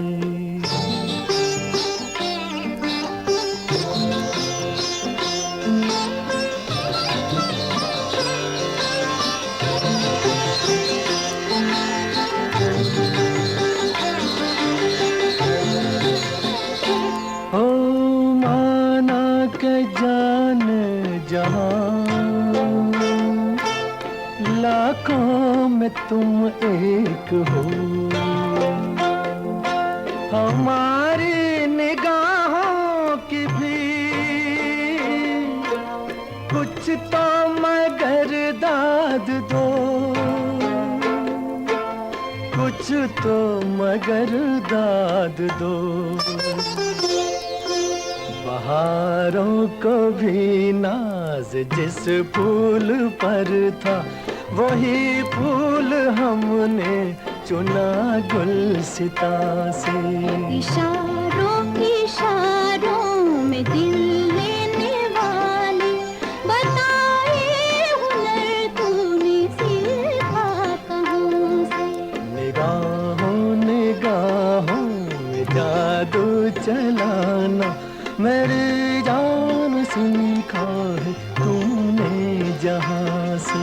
बताए हुनर तूने सीखा कहाँ से। कश्मीर की वादियों में, खूबसूरत वादियों में इस फिल्म की शूटिंग हुई थी और पिक्चराइजेशन के लिए, हंसी मजाक के लिए, रोमांस के लिए, शर्मिला टैगोर के लिए, गानों के लिए फिल्म जानी जाती है। ऐसे में एक और फिल्म बड़ी खूबसूरत जगह पे उस फिल्म के गाने शूट हुए थे। फिल्म का नाम है वो कौन थी और जगह का नाम है दोस्तों शिमला। यहाँ पे इस फिल्म का जिक्र है। अच्छा, ये फिल्म टॉप 10 में नहीं है, वो कौन थी, इसका जिक्र टॉप 10 फिल्मों में नहीं है अगर हम कमर्शियली सक्सेसफुल फिल्मों की बातचीत करते हैं। लेकिन एक बड़ी कमाल की फिल्म बनी थी और ये जानी जाती है अपने इस फिल्म के गानों के लिए। अच्छा, इस फिल्म का मैं जिक्र करता हूँ लेकिन उसके साथ साथ दुनिया में और क्या कुछ हुआ था। इजिप्ट में आपको लिए चलता हूँ। इजिप्ट में आसवान डैम, ये अपने आप में मॉडर्न वर्ल्ड में इंजीनियरिंग का एक बहुत ही कमाल का एक ये मिसाल है। इसकी शुरुआत 1964 में हुई थी। नील नदी का पानी जो है वो मैन मेड नदी के ज़रिए डाइवर्ट किया गया था और आसवान डैम बनना शुरू हुआ था। यूके और फ्रांस के बीच में एक अंडरग्राउंड इंग्लिश चैनल, पानी के नीचे एक टनल है। अभी हाल ही में जब मैं यूके गया था तो यूके से जब हम फ्रांस गए थे तो उस टनल के ज़रिए गए थे। ये इसकी अनाउंसमेंट 1964 में की थी कि हम एक ऐसी टनल बनाएंगे जो कि इंग्लिश चैनल पानी के नीचे से यूके और फ्रांस को जोड़ेगी। तो उसकी शुरुआत 1964 में। और वहीं पे एक बड़ी कमाल की गाड़ी फोर्ड ने उस साल रिलीज़ की थी। पहली फोर्ड मस्तांग जो है वो 1964 में मार्केट में आई थी। और यूनाइटेड स्टेट में एक और बहुत बड़ा बदलाव हुआ था। इसे 24th अमेंडमेंट भी कहते हैं। 1964 से पहले अमेरिका में इलेक्शन होते थे तो वोट देने के लिए आपको पोल टैक्स देना पड़ता था। तो जो लोग पोल टैक्स देते थे वही वोट दे पाते थे। यानी कि ये अमीरी और गरीबी के बीच में ये एक तरीके से ऐसी कड़ी थी जो उस साल काट दी गई थी। तो ऑब्वियसली जो अमीर लोग थे वो टैक्स देते थे और वही वोट देते थे। इससे पहले जो टैक्स नहीं देते थे वोट नहीं दे पाते थे। तो गरीब लोग, या यूं कहिए कि जो रंग भेद जिसका हम जिक्र कर रहे थे, ऐसे लोगों को वोट देने का अधिकार ही नहीं था। तो उस साल ये एक बहुत अहम फैसला लिया गया था और पोल टैक्स ख़त्म कर दिए थे 24th अमेंडमेंट के ज़रिए। अच्छा दोस्तों, आते हैं उस फिल्म की तरफ जिस फिल्म का नाम है वो कौन थी। ये एक ब्लैक एंड वाइट फिल्म थी और साइकोलॉजिकल थ्रिलर मिस्ट्री फिल्म थी। इस फिल्म की कहानी मैं आपको नहीं बताऊंगा क्योंकि मैं चाहूँगा कि आप जब भी मौका मिले कभी इस फिल्म को ज़रूर देखिएगा। मनोज कुमार साहब और साथ में साधना इस फिल्म की स्टारकास्ट थे और राज खोसला ने इस फिल्म को डायरेक्ट किया। इसके बाद उन्होंने मेरा साया और अनीता जैसी दो बड़ी कमाल की और फिल्में साधना के साथ की। हालांकि इस फिल्म की कहानी ध्रुवा चटर्जी ने लिखी थी, लेकिन कहते हैं कि बहुत सारा इस फिल्म का जो पार्ट है वो मनोज कुमार ने भी लिखा था। तो ये एक बड़ी कमाल की फिल्म थी। शुरुआत इस फिल्म की होती है, एक मनोज कुमार साहब जो है डॉक्टर साहब है, वो जा रहे होते हैं तो बड़ी ज़बरदस्त बारिश हो रही है और वहाँ पे एक रास्ते में एक महिला मिलती है उनको। तो उसको वो भीग रही होती है, उनको लिफ्ट देते हैं। जैसे ही गाड़ी में बैठती है वाइपर चलने बंद हो जाते हैं और आगे कुछ दिखाई नहीं देता। तो महिला इनको गाइड करती है, गाइड करते करते इनको कब्रिस्तान में जाके छोड़ के आती है। फिर वो कहानी आगे बढ़ती है। बड़ा ही ज़बरदस्त फिल्म का एक गाना है नैना बरसे रिमझिम रिमझिम, और ये गाना शिमला में शूट किया गया था। लेकिन इस फिल्म का एक गाना है जो मेरा अपना मानना है, अभी थोड़ी देर पहले हमने जिक्र किया था ऑल टाइम बेस्ट गानों की, तो मेरा ये बड़ा फेवरेट गाना है। अगर मैं टॉप के 2-3 गानों का जिक्र करूंगा तो उसमें लता मंगेशकर का गाया ये गाना है लग जा गले से फिर ये हंसी रात हो ना हो। इस फिल्म के गाने बड़े ही मशहूर थे। जो हमने दास्तान अपनी सुनाई आप क्यों रोए, नैना बरसे रिमझिम रिमझिम, या फिर लग जा गले कि फिर ये हंसी रात हो ना हो। मदन मोहन ने इस फिल्म का संगीत दिया था और उनके जो बड़े कमाल के गाने हैं वो गाने इसी फिल्म में है। राजा मेहंदी अली खान ने इस फिल्म के गाने लिखे थे और ये जो गाना है लग जा गले से, इस गाने का एक बड़ा ही इंटरेस्टिंग किस्सा है जो बड़े कम लोगों को पता है। अच्छा, हुआ ये कि जब इस गाने की जो रिकॉर्डिंग का समय हुआ, शूटिंग की बातचीत हो रही थी, तो लता जी लंदन में थी और मदन मोहन ने ये ठान लिया था कि भाई देखिए ये गाना तो लता मंगेशकर ही गाएगी। अच्छा, ये वो ज़माना होता था जब आप विदेशों में जाते थे तो हफ्तों महीनों लग जाते थे आने में। ऐसा नहीं था कि अब आजकल तो आप सुबह बैठोगे शाम को दुनिया के दूसरे हिस्से में पहुंच जाते हैं, लेकिन उस ज़माने में ऐसा नहीं होता था। अब जो फिल्म के मेकर थे वो कह रहे थे नहीं भाई हमें तो शूटिंग करनी है और आप जो है किसी और से गवाइए गाना, क्योंकि इस फिल्म की हमें शूटिंग है शिमला में। तो मदन मोहन ने कहा कि देखिए भाई ये गाना तो लता जी ही गाएगी, क्योंकि ये गाना मैंने उन्हीं के लिए बनाया है। लता जी और मदन मोहन का बड़ा गहरा रिश्ता था। लता जी मदन मोहन को अपना राखी भाई भी कहती थी, तो उनकी ये राखी बहन थी। उन्होंने कहा कि नहीं ये तो वो ही गाएगी। अच्छा, आप चिंता मत कीजिए, मैं ये गाना गा के आपको मैं भेजता हूँ, आप अपनी शूटिंग कीजिए, क्योंकि हीरोइन तो गाना गाती नहीं है, उनको तो सिर्फ अपने होंठों को हिलाना होता है। तो एक्चुअल में मदन मोहन ने ये गाना रिकॉर्ड किया स्टूडियो में, लग जा गले कि फिर ये हंसी रात हो ना हो, और इस गाने को भेज दिया शिमला में जहाँ पे शूटिंग हो रही थी। ये गाना साधना जी ने जब ये गाना शूट किया था तो ये गाना मेल आवाज़ में चल रहा था। अब सोचिएगा कि गाने की शूटिंग हो रही है, महिला को वो गाना है, कोई मेल आवाज़ में गाना है और उनको अपना होंठ जो है वो हिलाने पड़ रहे थे। उस गाने की पूरी शूटिंग वैसे हुई थी। उसके बाद जब लता जी वापस आई और उनकी आवाज़ में ये गाना गाया गया और उसके बाद डबिंग के बाद ये गाने को फिल्म में फिट किया गया। अब देखिएगा, बाकी इतिहास है। लग जा गले के फिर हंसी रात हो ना हो,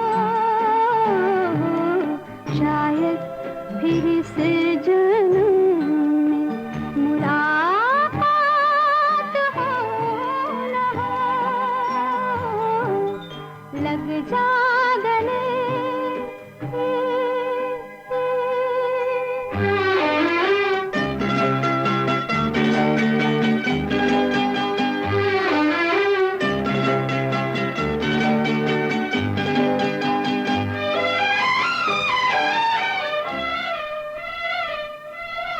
हमको मिली है आज ये घड़ियां नसीब से,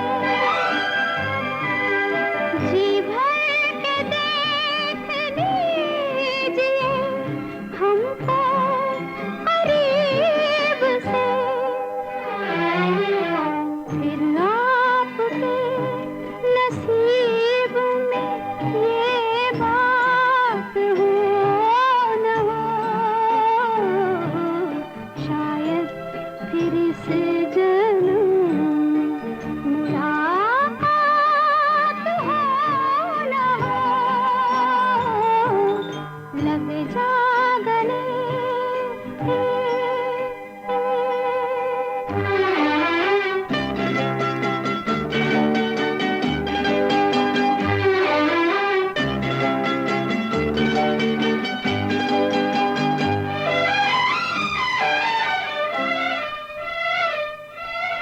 पास आए कि हम नहीं आएंगे बार बार, बाहें गले में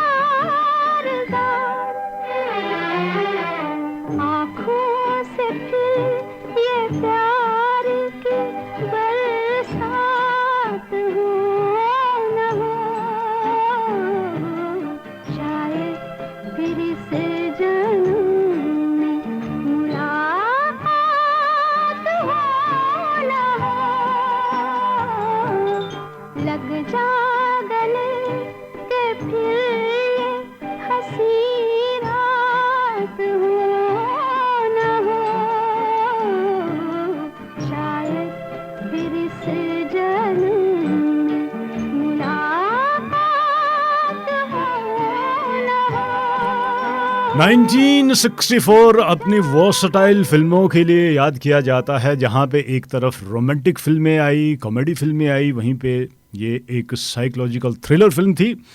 और वहीं पे दुनिया के दूसरे हिस्से हॉलीवुड में एक बड़ी कमाल की जासूसी फिल्म रिलीज हुई थी। और कहते हैं कि बॉन्ड फिल्मों का अगर हम जिक्र करते हैं तो उतनी सक्सेसफुल जेम्स बॉन्ड की कोई भी फिल्म नहीं हुई जितनी 1964 में इनकी फिल्म रिलीज हुई थी। फिल्म का नाम था गोल्ड फिंगर। अच्छा दोस्तों, 1964 में यूके में डेथ पेनल्टी को अबॉलिश कर दिया गया था। सजाए मौत जो आज भी दुनिया के बहुत सारे देशों में बिल्कुल बरकरार है, 1964 में इसे ख़त्म कर दिया था। और वहीं पे यूनाइटेड स्टेट में उस साल एक बहुत ही ज़बरदस्त अलास्का में ये कहते हैं कि मोस्ट पावरफुल अर्थक्वेक है यूएस हिस्ट्री में। 9.2 मैग्नीट्यूड का बड़ा ज़बरदस्त ये वहाँ पे एक भूकंप आया था। ब्रिटेन में एक प्रॉब्लम हो गई थी उस साल। हुआ ये कि यूके से बहुत सारे साइंटिस्ट यूएसए मूव हुए थे और उस ज़माने में उस शब्द का इस्तेमाल किया गया था जो आज भी होता है, ब्रेन ड्रेन। इसे कहा गया था कि यूके से ब्रेन ड्रेन हो रहा है। और वहीं पे एक तरफ तो यूके में ब्रेन ड्रेन की बातचीत चली थी, वहीं पे पॉपुलेशन को लेके थोड़े कंसर्न बढ़ गए थे। कहा गया था कि हमारी जो दुनिया की पॉपुलेशन है आने वाले 20 साल में बहुत ज़्यादा बढ़ने वाली है। तो 3 नए टाउन यूके में उस साल बनाए गए थे। पॉपुलेशन की अगर हम बातचीत करते हैं तो 1964 में वर्ल्ड की पॉपुलेशन थी 3.257 बिलियन, लगभग जितनी अभी पॉपुलेशन है इसका आधा, 8 बिलियन के आसपास फिलहाल हमारी दुनिया की पॉपुलेशन है। और भारत की पॉपुलेशन थी 488.8 मिलियन, लगभग आधी। अगर हम बातचीत करते हैं फिलहाल 1.3 बिलियन भारत की पॉपुलेशन है। अच्छा, 1960 की फिल्मों को अगर आप देखेंगे, हॉलीवुड या बॉलीवुड की फिल्में, तो जो एक्टर थे बड़ी ज़बरदस्त फिल्मों में स्मोकिंग किया करते थे। अभी ये फिल्में ये चीज़ें बिल्कुल बैन हो गई है। तो उस दशक में, उस ज़माने में स्मोकिंग जो थी वो अपने आप में एक फैशन था। और पहली बार यूनाइटेड स्टेट के एक सर्जन थे जिन्होंने एक रिपोर्ट निकाली थी और रिपोर्ट में ये क्लियर किया गया था कि स्मोकिंग जो है ये शायद लंग कैंसर को आपके लिए लेके आएगी। तो स्मोकिंग की वजह से लंग कैंसर हो सकता है, इसका जिक्र हुआ था 1964 में। दोस्तों, उस साल कुछ एक देशों ने भी आज़ादी ली थी ग्रेट ब्रिटेन से, जिसमें तंजानिया, मालावी और माल्टा, इन सभी देशों ने ग्रेट ब्रिटेन से आज़ादी हासिल की थी। अच्छा दोस्तों, अभी थोड़ी देर पहले मैंने वो कौन थी फिल्म का एक गाना सुनाया। एक और गाना मैं आपको सुनाना चाहूँगा और ये फिल्म का नाम है कोहरा। ये एक थ्रिलर हॉरर फिल्म थी। वहीदा रहमान और विश्वजीत इस फिल्म की स्टारकास्ट थे। कैफी आज़मी ने इस फिल्म के गाने लिखे थे, हेमंत कुमार का संगीत था। और आइए इस हॉरर फिल्म का एक और गाना मैं आपको सुनाता हूँ, बहुत ही कमाल का गाना है। ये नयन दरी दरी, ये जाम भरे भरे, जरा पीने दो कल की किसको खबर, एक रात हो के निडर मुझे जीने दो।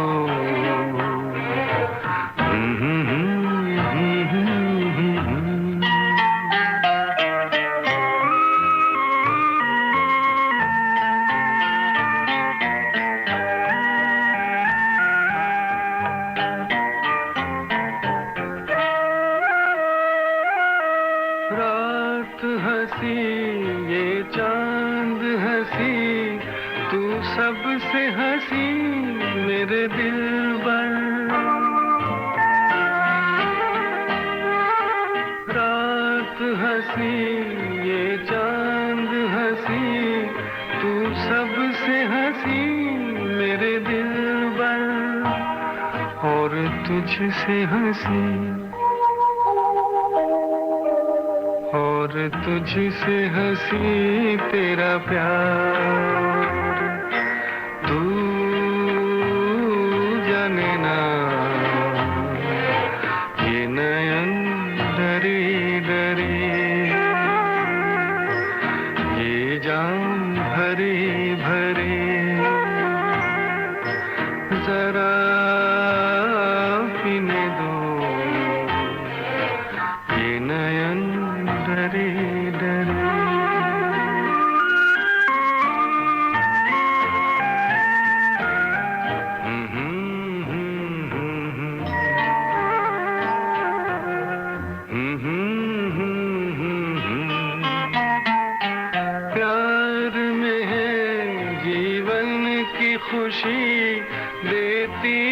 खुशी कई गम भी।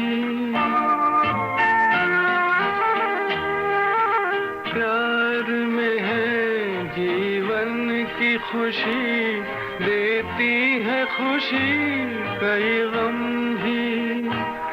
मैं मान भी लूं,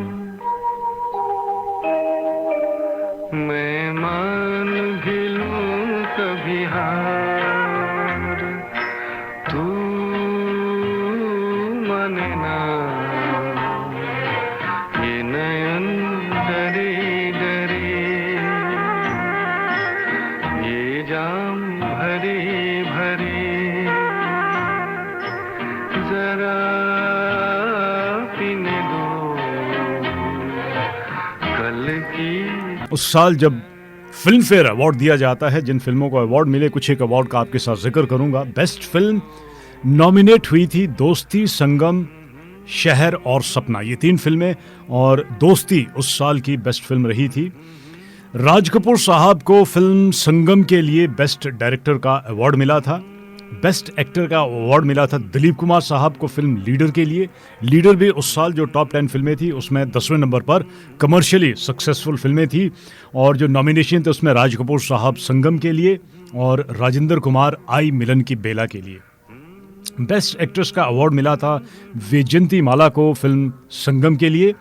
और जो नॉमिनेशन थे उसमें माला सिन्हा जहां आरा और साधना वो कौन थी। और बेस्ट अगर म्यूजिक की हम बातचीत करते हैं, लक्ष्मीकांत प्यारेलाल को फिल्म दोस्ती के लिए ये अवार्ड मिला था। बहुत ही कमाल के गाने उन्होंने बनाए थे। और नॉमिनेट हुए थे उस साल शंकर जयकिशन संगम के लिए और मदन मोहन फिल्म वो कौन थी इस फिल्म के लिए।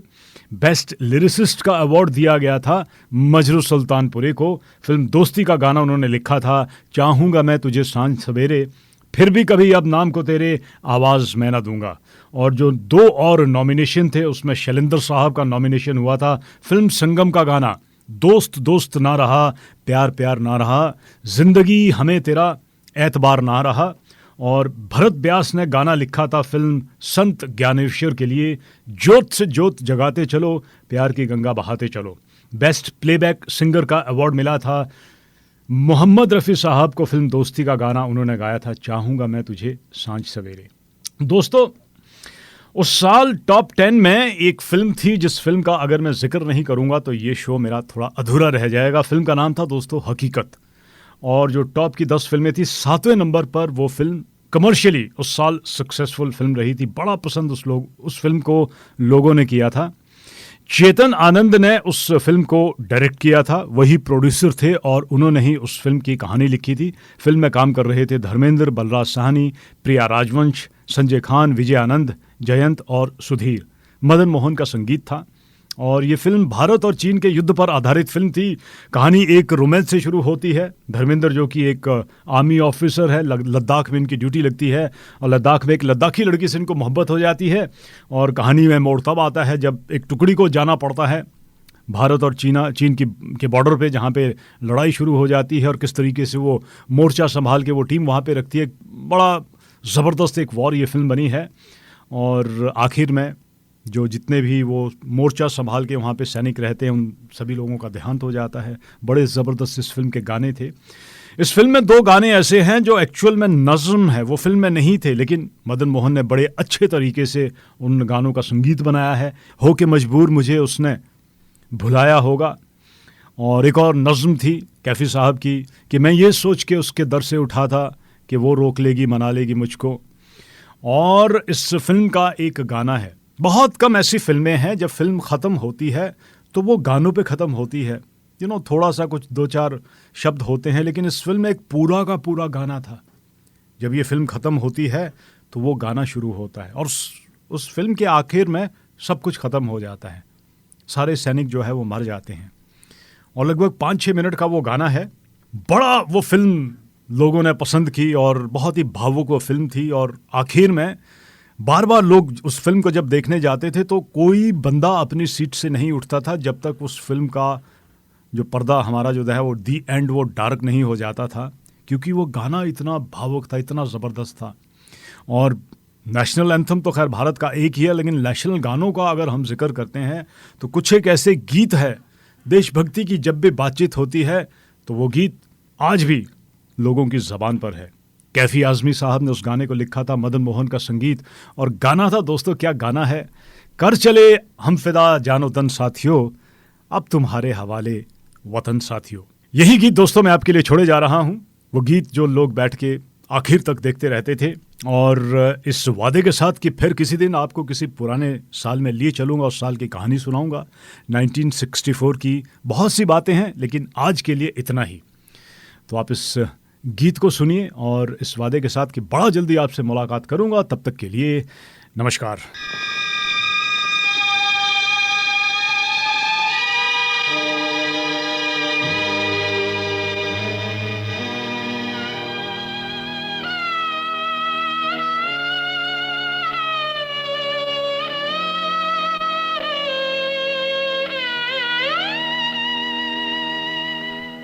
कर चले हम फिदा जानो तन साथियों, अब तुम्हारे हवाले वतन साथियों।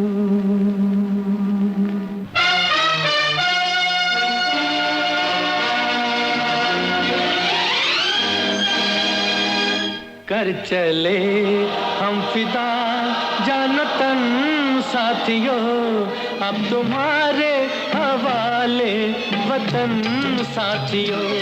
कर चले हम फिदा जानो तन साथियों, अब तुम्हारे हवाले वतन साथियों।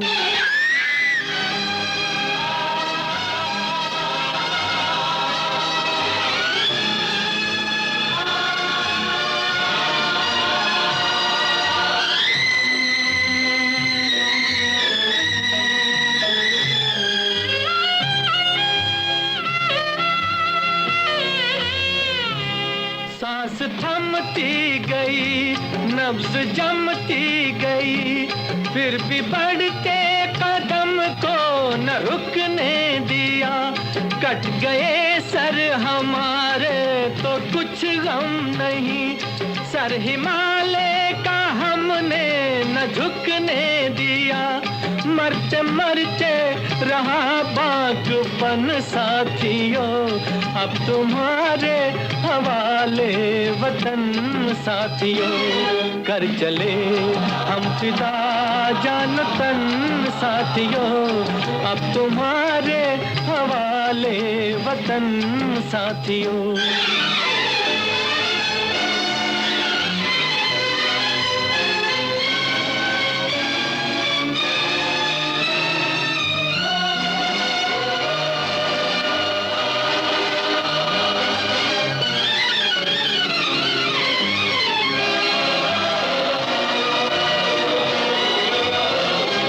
जिंदा रहने के मौसम बहुत हैं, मगर जान देने की रुत रोज आती नहीं।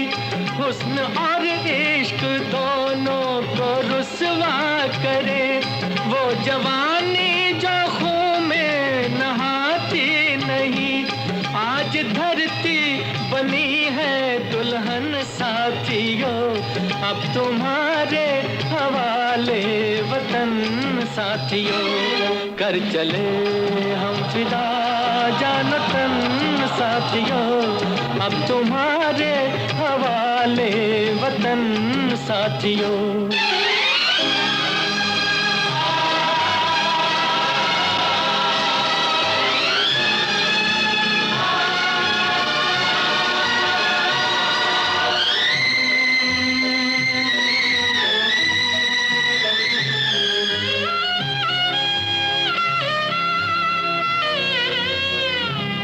राह कुर्बानियों की न वीरान हो, तुम सजाते ही रहना नए काफिले।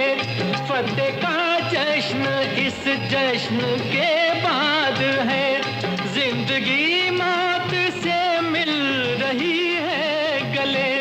बांध लो अपने सर से कफन साथियों, अब तुम्हारे हवाले वतन साथियों। कर चले हम फिदा जान तन साथियों, अब तुम्हारे हवाले वतन साथियों।